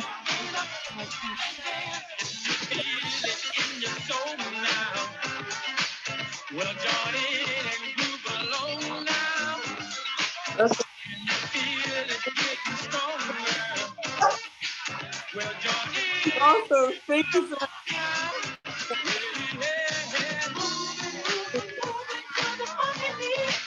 I say we're grooving, moving to your other beat. And we're moving, yeah. And we're grooving, baby, to your other beat.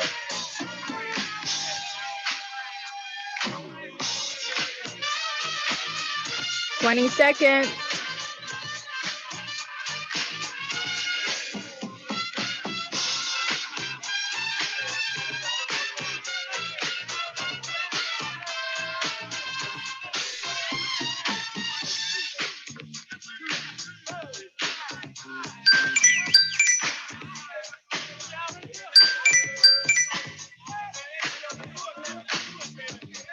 All right, all right.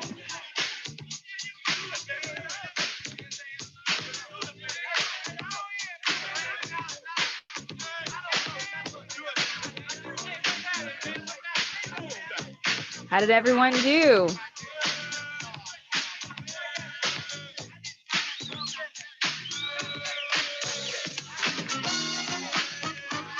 Everyone back? If you're not back, stop in your place. Time's up.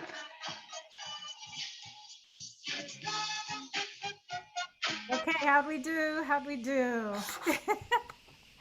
If anything, that got your heartbeat going, and You did. that was your exercise for the week, huh? Yay. All right. Good. Does anyone have all of the items? Uh-huh. Oh, Who has all? She's asking. oops, uh-oh. I have all but the credit card picture. I don't have a picture on my credit card. Ah, okay, okay. I'll give top ones. Get toilet paper roll. Oh, wow, okay. Who has all 15 items? And I have everything except for the credit card, picture on the credit card. I don't have the credit card either. Yeah, I'm like Miss Maria. Still got the old school. Turmeric. Okay, all right. Okay, so who has everything except the credit card? Oh, jeez, I don't have the cheese. I have a picture on my credit card, but it's not a picture of me, it's a picture of a store. Oh, okay. That Okay. counts. Okay, that It's counts. okay. So, I don't have cheese and okay, so I'll go one by one. We'll do this real quickly because what you get is an extra ticket in the bowl thing. So, Bev, you already said you have all of those, and so your extra number is No, I didn't say all of those. I just said the credit card. I have quite a few of them, but I don't have all of them. Oh, okay. You don't have all of them. Okay. So those who have all except the credit card, raise your hand. Okay. So that's Mother Mary. Your number is 339. And 5, 6, and Philip, your number would be 8, 3, 9. 8. And Sister Bev, I'll just mute you there. Repeat that again, Terry. 338 is your extra number. And anyone else have everything except that credit card, bank card? Wow. I got everything except the credit card with the picture on it and the cheese. Okay. You said you have everything except the picture credit card and the cheese. Cheese, okay, but you have all that. Okay. Daily cheese. That's close. Anyone else have everything except the credit card and one other item?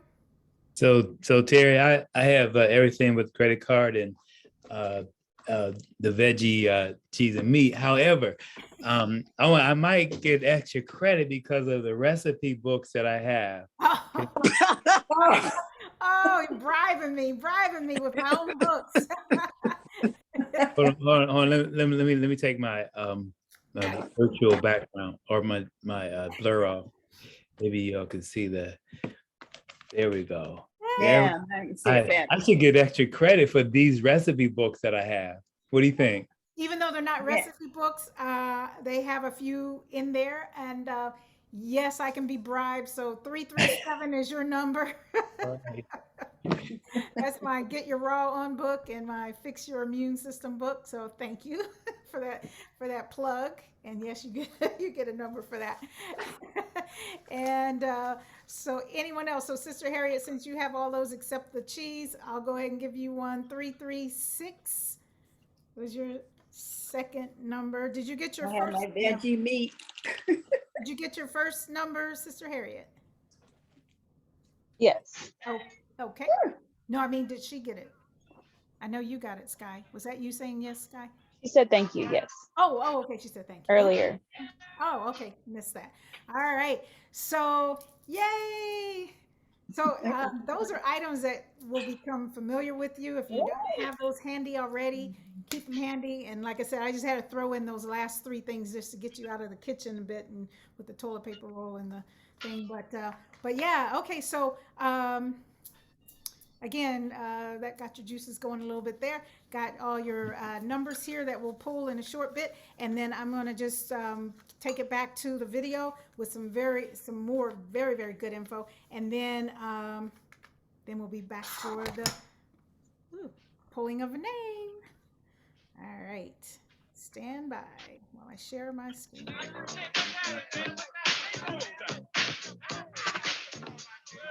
Thank you again. I have best DJ around, I tell you. She's good.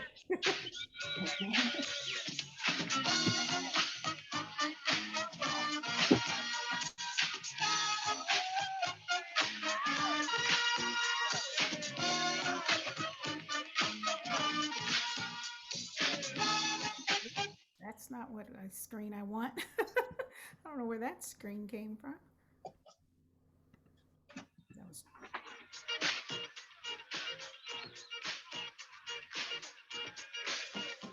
I don't know why that keeps coming up.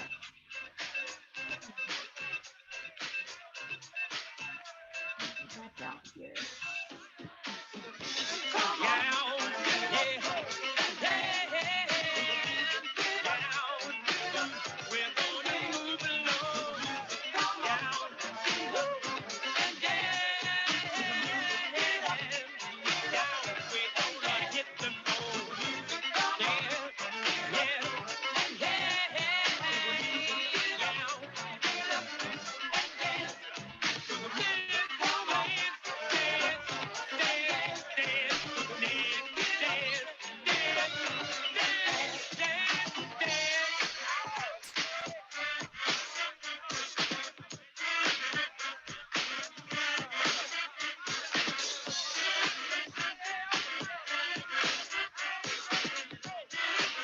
Okay, found it. Alrighty, here we go. And so again, I want to repeat to you again, because I don't want you to lose this. As a registered dietitian, I know that the profession is continuing to grow. What I mean by that, I encourage you to be lifelong learners, and that you're willing to make the changes so that your body can fight disease. Trust me, I know that there are foods that you love. Somebody asked for a replacement for bacon. We can go back to that. I don't know what exact replacement, but I do know you can make something called coconut bacon. I've made that before. It gives you the flavor of a bacon. Some people I've seen make bacon out of carrots. So there's a lot of different recipes that you can do to get that flavor. But I tell you this, when you change how you eat, some of the stuff you think you love so much, guess what? You'll find out that you just don't have the taste for them. So with me introducing our panel discussion here on fighting and preventing disease with healthy food choices and reading nutrition labels. I'll be the moderator where I'll be asking them questions. As you're taking a look at the screen right now, you might want to grab your camera, and I encourage everybody to stand up. We've been sitting for a while. Stand up, stretch, move around, grab your camera and take a picture, because here you'll see the websites for each one of our panelists as we move forward. So we're going to have Dr. Columbus Baptiste. He's already been on with us, and his website is www.thehealthyheart.org plus www.slavefood.org. He's going to talk a little bit about that, what that slave food means, and Donna sort of alluded to it earlier. Then Donna Green Goodman, she's still with us at www.lifestyletherapeutic.com. Then we have Minister James Tate there, his website, beyondw8loss.com. Again, get your cameras, take a picture so you can find everybody later. Then we have our young adult that I'm so excited about. She's doing great work with us in our Ohio Cleveland project. She hit the ground for us in doing a survey. She's from the 3rd Episcopal District of the AME Church. She serves as the YPT Recording Secretary. And if you want to check out the work of the YPD and the AME Church, that's www.ameypd.org, Episcopal Districts. And then we have James Wilson, who is a member of the Word Church, where he serves there and a lot of different capacities, but also as a tech person. He's our tech person today. And I gave you his website, which now my screen is covering it up. I can't read it very well, but chessllc.com. And so we're excited. So as we are transitioning to the panel, and I will stop sharing my screen in a minute, we want to encourage you to visit the website for the International Health Commission. We're not done. Just want to show this to you before we go to the panel. The website for the International Health Commission is www.amychealth.org. And again, as I shared with you earlier, we do offer an online platform cooking nutrition course in partnership with Ruby. Ruby is the world's largest culinary cooking and nutrition school. What's unique about AME Culinary RX is that I have worked with Ruby and Dr. Stoll, a friend of many of us, to put scriptures into AME Culinary RX. And you have lifetime access to this. So this is where you can learn all the different ways that you never knew that you could use foods that go from the ground, and we can expand our knowledge to become lifelong learners. So we hope that you will, of course, check those out. So again, now, as our panel is here and joining us, there's some questions that I'm going to be asking them as we move forward. Donna, you want to bring your cake up to the screen? Everybody can see you put the icing on it while I ask the first question here.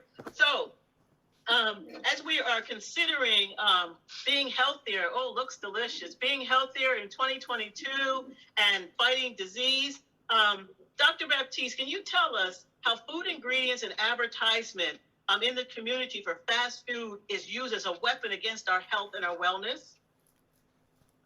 Yeah, no, that's a powerful statement. I mean, one of the things that we've observed, and so a lot of public health officials have observed this, is the fact that many communities of color are comprised of food deserts. Now, what are food deserts? Food deserts are areas where we live, where we don't have readily access to fruits and vegetables and whole grains. This is in addition to living in food swamps, which is an overabundance of ultra-processed, quick-serve foods that are, for the most part, detrimental to our body, as we've really outlined throughout today's course here. So when I look at the advertisement is pervasive. And so studies have shown that for Black and brown individuals, the advertisement is magnitudes higher targeted towards adolescents, kids, and adults inside of African American and Latino communities. Now, what does this mean? It means that we adopt this immediate brand recognition as our neighbor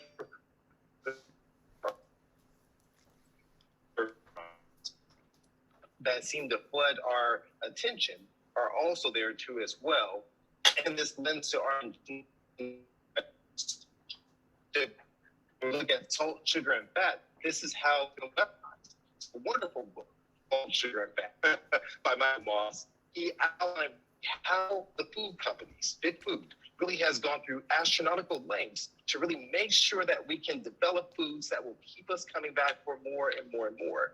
That it's not just once we bite, we can't stop. Once we have one taste of something. We have to come back for more and more and more. I tell the story a lot of times that when I began my journey towards eating healthfully and eating more plant-rich foods and eating 100% plant-rich foods, I was at a grocery store and I was hungry just like everyone else. And I chose the wrong grocery line like many of us do on occasions. And as I'm sitting there and I'm putting all of my stuff on the conveyor belt, at the last minute, something called out to me. Right on the side there was a candy bar, my favorite candy bar. And I put it on the last minute, and that checkout clerk said, "Man, I thought you were the healthiest guy I'd ever seen," until I realized you're just like me. And in that moment, I realized I was addicted. I was sort of enslaved to this food that was there, that despite my efforts not to ingest foods that I knew would be harmful to me, foods I knew could lead to my detriment, I was still gravitating towards them because these foods, rich in salt, sugar, and fat, have been shown distinctly to keep us coming back for more and more, that keep us coming back, that irrespective of our true status of nutritional need, we want to ingest more and more. Our body's signals are turned off and we continually come back for them. So it is a problem. It is a drug inside of our neighborhoods, and it's a problem that lends itself towards the health disparities. And we can talk about that more in terms that we outlined in this project called the Slave Food Project. So Donna, this question goes to you now. Share with us your personal success journey of making healthy food choices to fight breast cancer. 25 years ago, I was diagnosed with invasive aggressive metastatic breast cancer and given 2 to 5 years to live. They took 17 lymph nodes from under my arm and there was cancer in 6 of them. They said because I was African American, that the odds of me surviving this were going to be very, very low. And they recommended that I do chemotherapy, a stem cell transplant, more chemotherapy, radiation, and tamoxifen. Because of my training in health education, my work at Morehouse School of Medicine and the Office of Nutrition, I was stunned.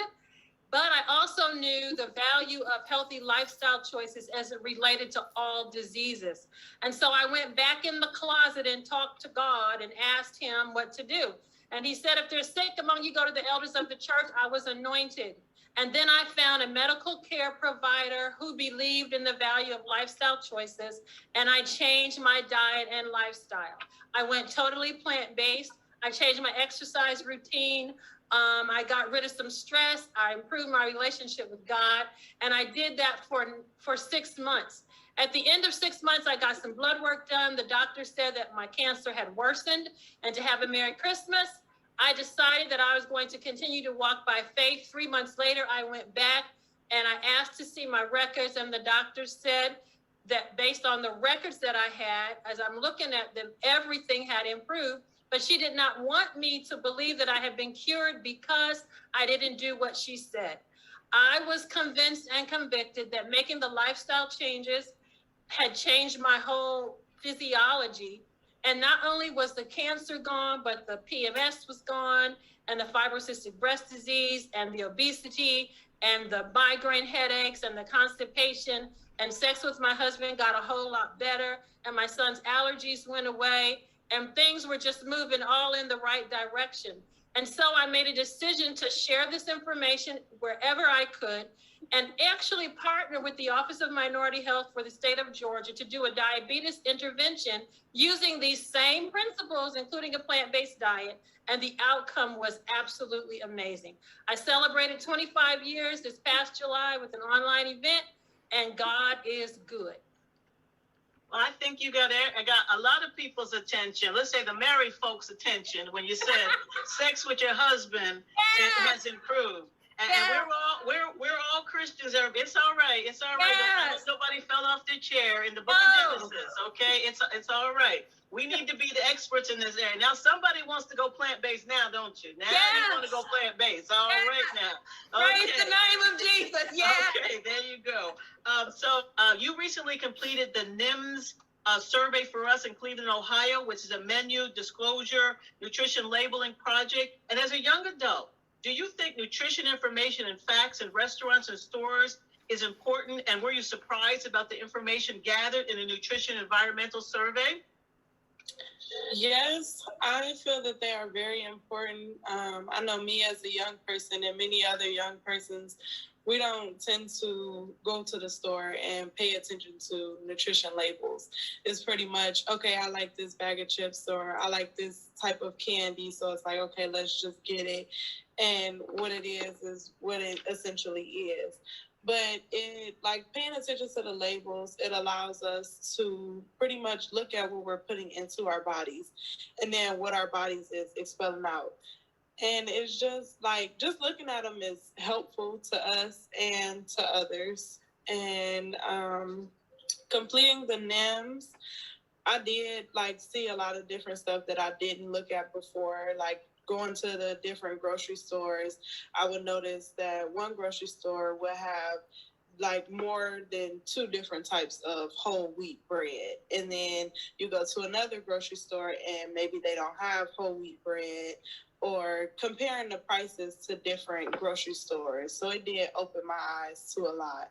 Mr. Tate, tell us about your success in making healthy food choices and what food choices help to result in your long-term success.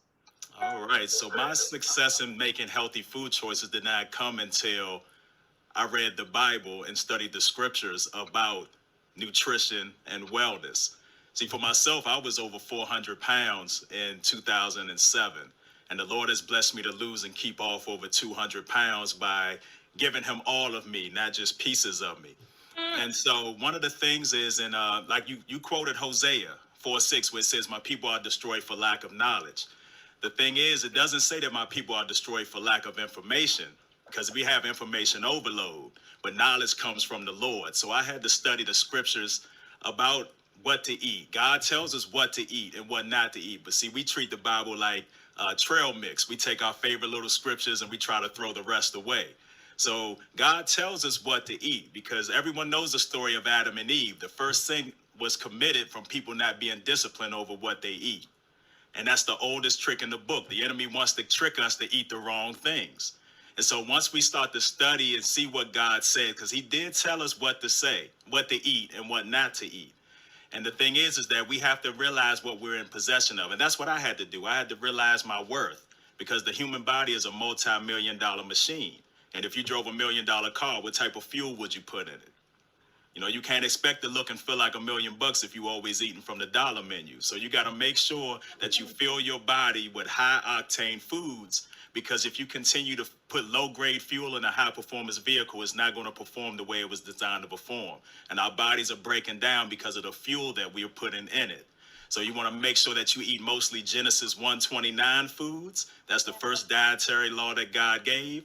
And those are the healing foods. Whenever you need to heal, reset, detox, or cleanse the body, it always goes back to the foods of that scripture. So once I realized that and I applied that to my life, and God made everything happen for me. And that's how I become successful with choosing the right foods to eat. Awesome. Thank you so much. Thank you so much.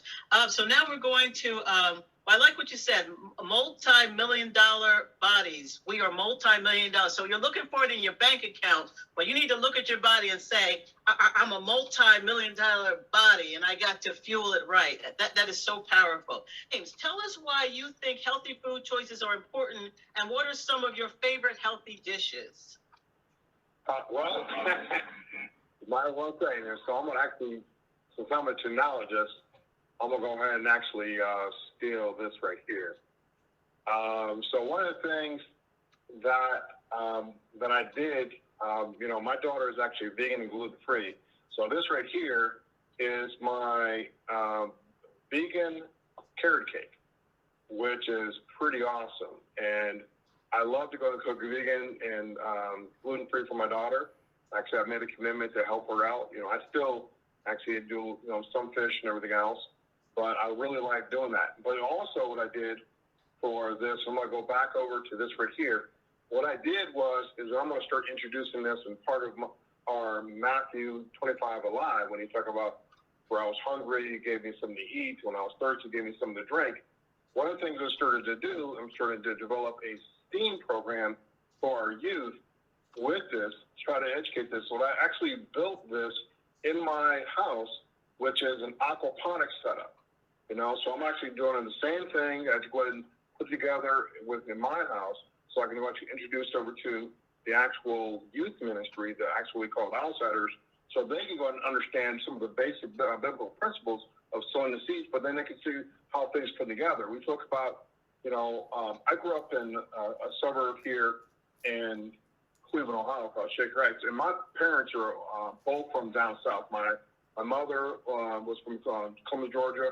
My stepfather was from Alabama, and matter of fact, my stepfather, as a part, the family actually owns the slave plantation that we had. It was willed over to his family, which is our family, And I, as a kid, we always had a garden in our house, and so we always grew our own foods.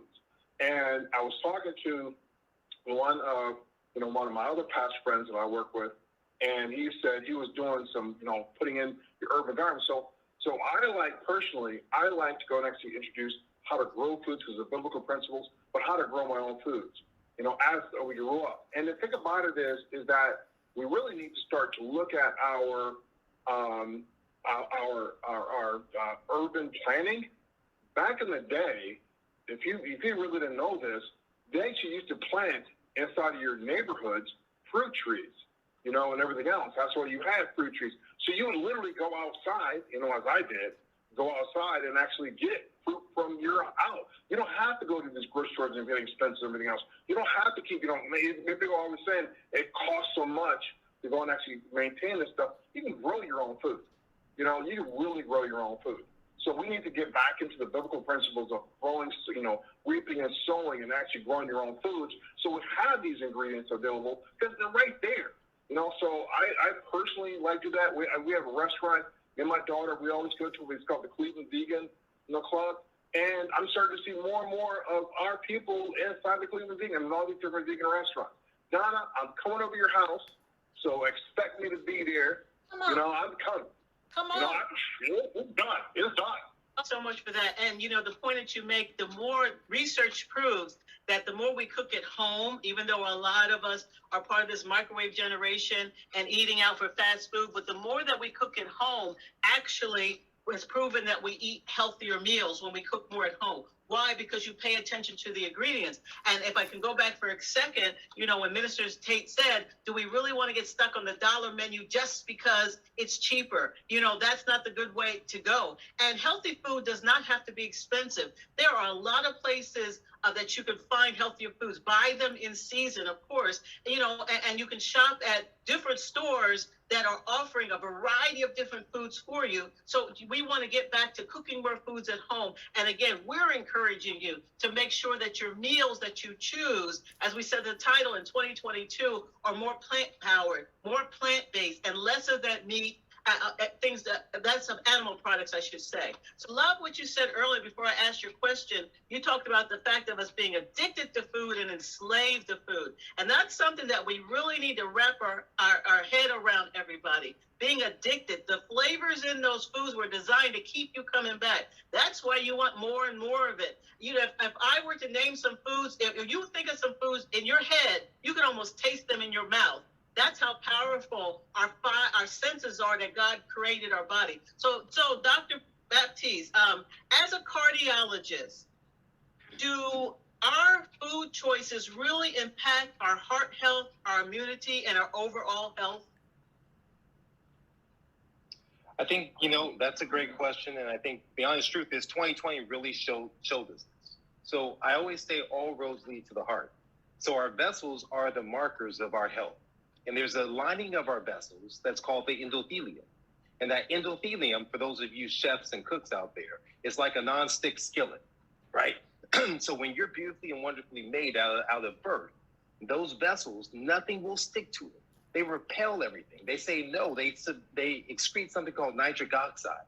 And so when that becomes damaged, then we know that the beginnings of disease happens that leads to coronary disease and really all the vascular ailments, from atherosclerosis to erectile dysfunction down to everything and more so. But here's the issue, is that the foods that we eat can impair this. The foods that we eat can actually impact our endothelium. It can impact our cells, and it can lead to detrimental effects that can result in high blood pressure, heart disease, heart failure on a repeated basis. And that's really, truly, so our choice, the first step towards health is really that first bite. It begins with just your choice for having that one bite. You know, the minister Tate mentioned really this decision. It's a choice that he made and beginning that journey and going back to the basics and seeing, well, what is truly? Yeah, there's a whole lot of things of, yeah, I see that Genesis 1:29 tells me to eat of the earth, but a little bit won't hurt.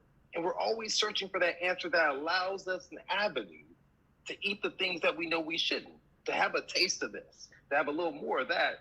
And we have to begin the process of building generational health. We speak so often in our communities about generational wealth and about how we've been kept outside of this wealth building process that lends itself through redlining and other issues. But I want to challenge us in 2022 to build generational health. That begins with our forks. That begins with our plates. That begins with our decisions that gets passed on to our kids, to our parishioners, to our friends. And now when we have health, now we can really build that wealth. Now we can live a life of purpose. And that's where the value is. Here's my question for you, Donna. If an individual is not ready to make major changes, we're talking about this plant-based powered or predominant meals, what are 3 important or easy, quick starting points suggestions that you have for them?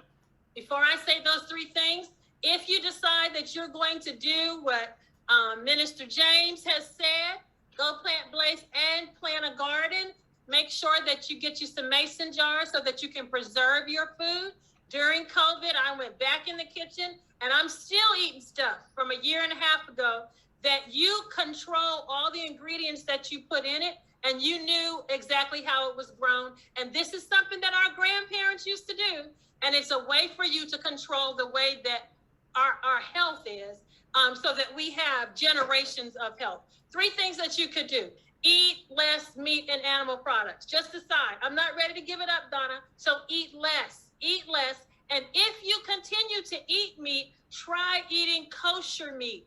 Kosher meat is prepared the way God says in the Bible, where the fat and the blood are removed, which means you're taking out the things that mess up those endothelial cells and bring cholesterol to the system. So eat less. The second thing I would say is to try new ingredients in your recipes. The things that you've seen me demonstrate tonight, make a mac and cheese and use some non-dairy cheese in it. If you're gonna make cornbread, instead of using traditional milk, use coconut milk. It is very, very moist when you make it with coconut milk. If you are not a big fan of salads, try a salad and add some vegetables in there that you're not normally used to adding to your salads. And literally, that would be a way for you to bring a lot more fiber and variety to what you're doing. And then the third thing I would say is try a new recipe every week.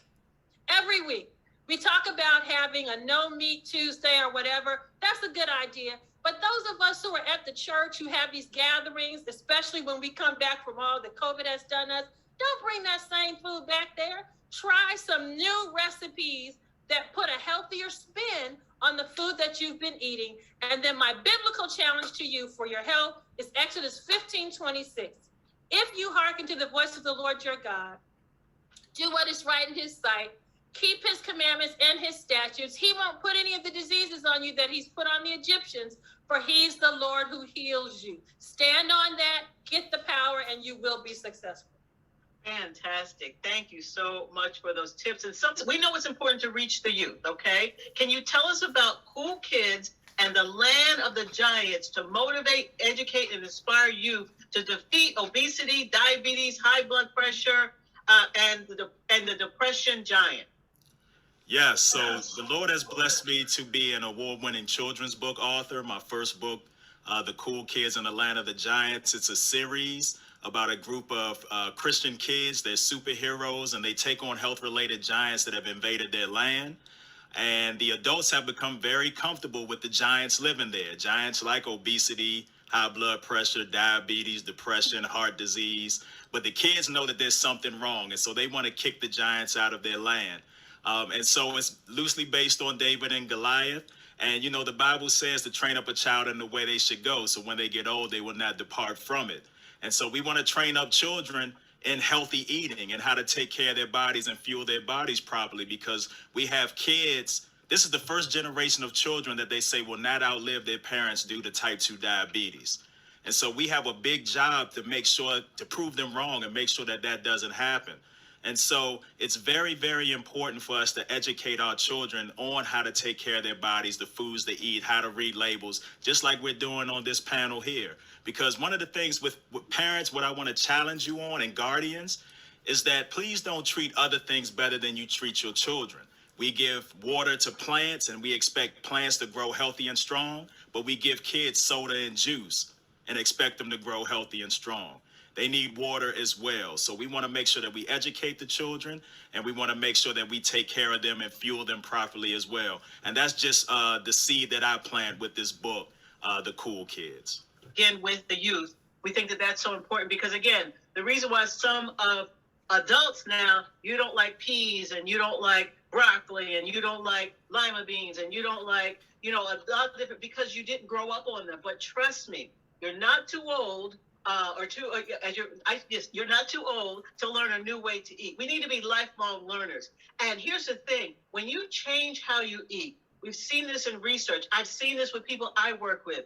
It can take those 10 to 21 days for you to see your lab work improve, so that your doctor says to you, what are you doing? Your doctor asks you, what are you doing and what changes have you made? And then you can partner with your doctor. If you're taking medication, none of us want you to just get off your medication. But what we want you to do is understand, as you make those changes, your doctor might say to you, there's a certain medication you don't need any longer. As you partner with your doctor, the gardening and even the International Health Commission, we have a project now focusing on the 95 corridor, where we are looking to churches to create, many churches have land near them or land nearby.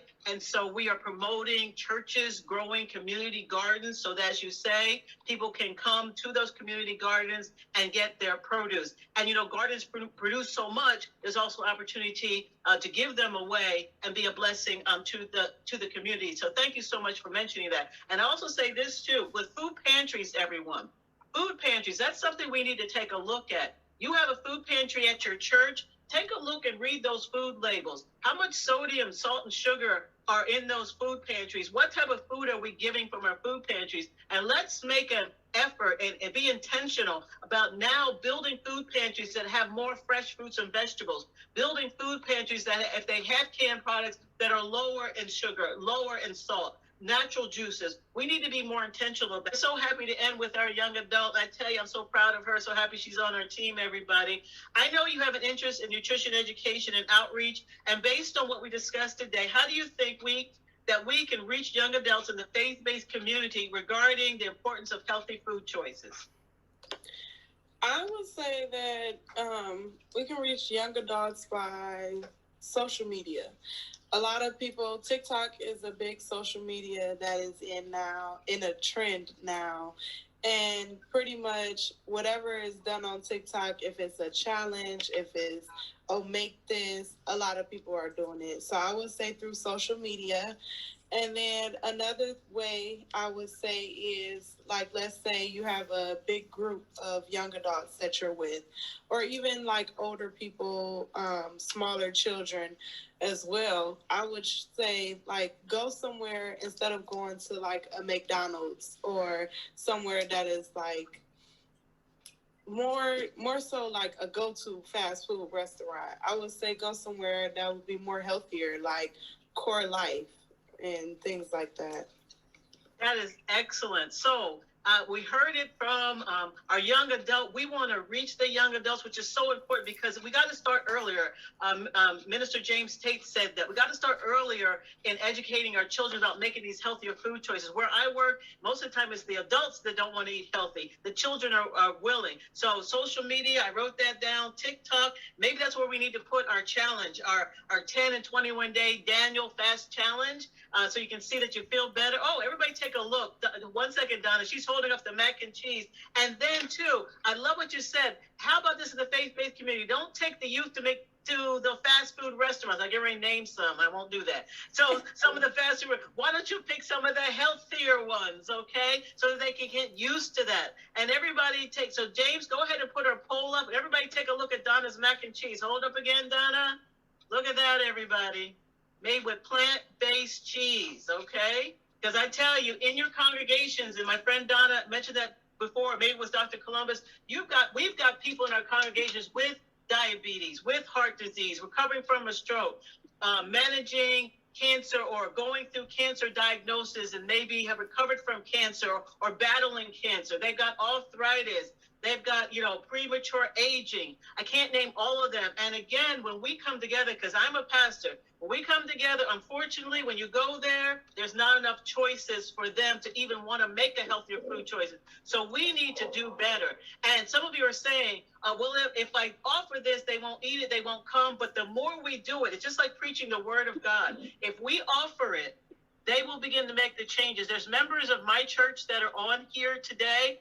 And again, we made a covenant with one another that we would offer, make sure there is a fresh salad there. Make sure there is water with fresh fruit inside of it. Make sure that if there is some type of meat there, that it's not all fried. As a matter of fact, I have a picture in the kitchen, no fried chicken at the church, okay? We had to work on that, okay? I know some of you say, oh, no, we can't do that. We had to work on that. I said, no fried chicken. People get enough fried chicken. Let's bake it. Let's do everything else with it. But we don't need the fried chicken, okay? And no soda. That's another covenant. No soda. They can tell you. So I'm not telling you they were absolutely happy. It took time to work with it. But they also know that pastors are registered dietitian, and we're trying to work together. But all the faith leaders, whatever your title may be, apostle, bishop, I don't know, minister, pastor, whatever it is, we need to work together because in our congregation, yes, we can lay hands, we can pray for the sick, we can anoint them with oil. We believe in all of that, but we also have to put our faith in action. Okay, and then we want to make sure we put the good fuel that we heard in here. And what Donna said earlier, some of you, I know you want to go plant-based now. You're going to just bless your marriage as you do so. The changes will happen for you. So those are all good reasons. So we are excited that you joined us today. So now, I thank each and every panelist. Thank you for the time that you took today. Thank you for your expertise. Thank you for sharing your experience. This will not be the last time we do this, but this is a great way to start the year.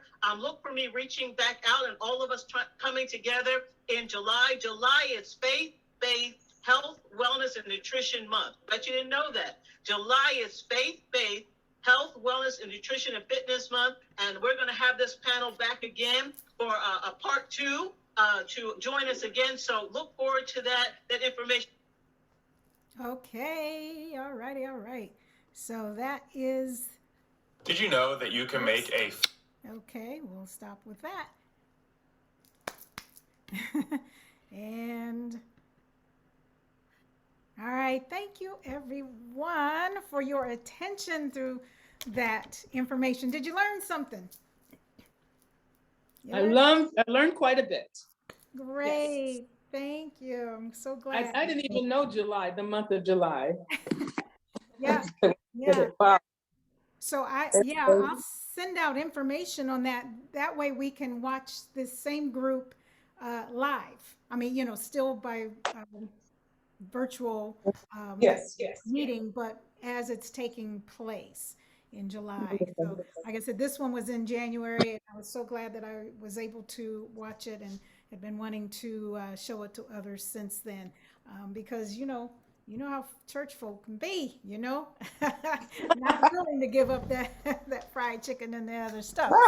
I was very impressed about the amount of plant-based initiative that is going on with this organization, bringing it to the people. Yeah. So very good. All right, I'm so glad you guys enjoyed it, and I see a few more. Anyone else did not get a ticket before I draw names? And Sybil, I saw your chat message to me that you had those items, so I'm giving you your ticket. You had all except one thing, and I think we were giving others a pass on the one thing that they didn't have. And so Sybil, your ticket is 335. Your additional number 335 for participating in the scavenger hunt and getting all of those items. And Carmen, yay, cousin Carmen, are you there? I will give you a number. Yep, okay, your number is 334. 334, and this is the bowl that all those numbers are going in, the vase. Let's see, so, and Carrie, yes. this is Sue. I know about the scriptures in Genesis, and I know about, turn it down some, please. And I know about the scriptures in Daniel on, just a moment, on eating. Are there other scriptures? Is there a list of scriptures that talk about what we should be eating? Is there a list somewhere? Do you have a list? I don't have a list. I know Ezekiel has specifics. Ezekiel, not sure, four something, Ezekiel. Okay. And so a lot of scriptures, you just have to apply them to the situation at hand. You know, Okay. it gives you the principle behind why to do something, whereas it may not directly mention food itself, but Genesis. Okay, I know I can probably go to my pastor because he'll come up with them. I'm sure that. That's right. That's right. Thank you. So, yep. And so let's see. Oh, question in the chat. Sky, did you get what that last number was that I gave Sybil? Was it 334? I think it was 334. It was 334 was Carmen. Oh, so Sybil was 335. Okay, 335, Sybil. Okay. I put some scripture in the chat too if anyone wanted to.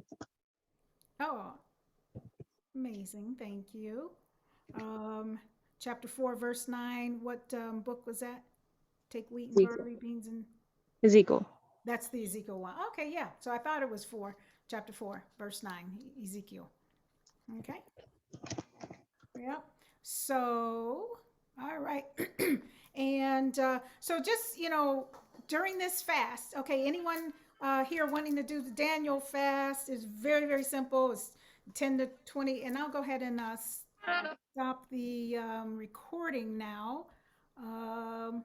Yeah, I'll stop the recording because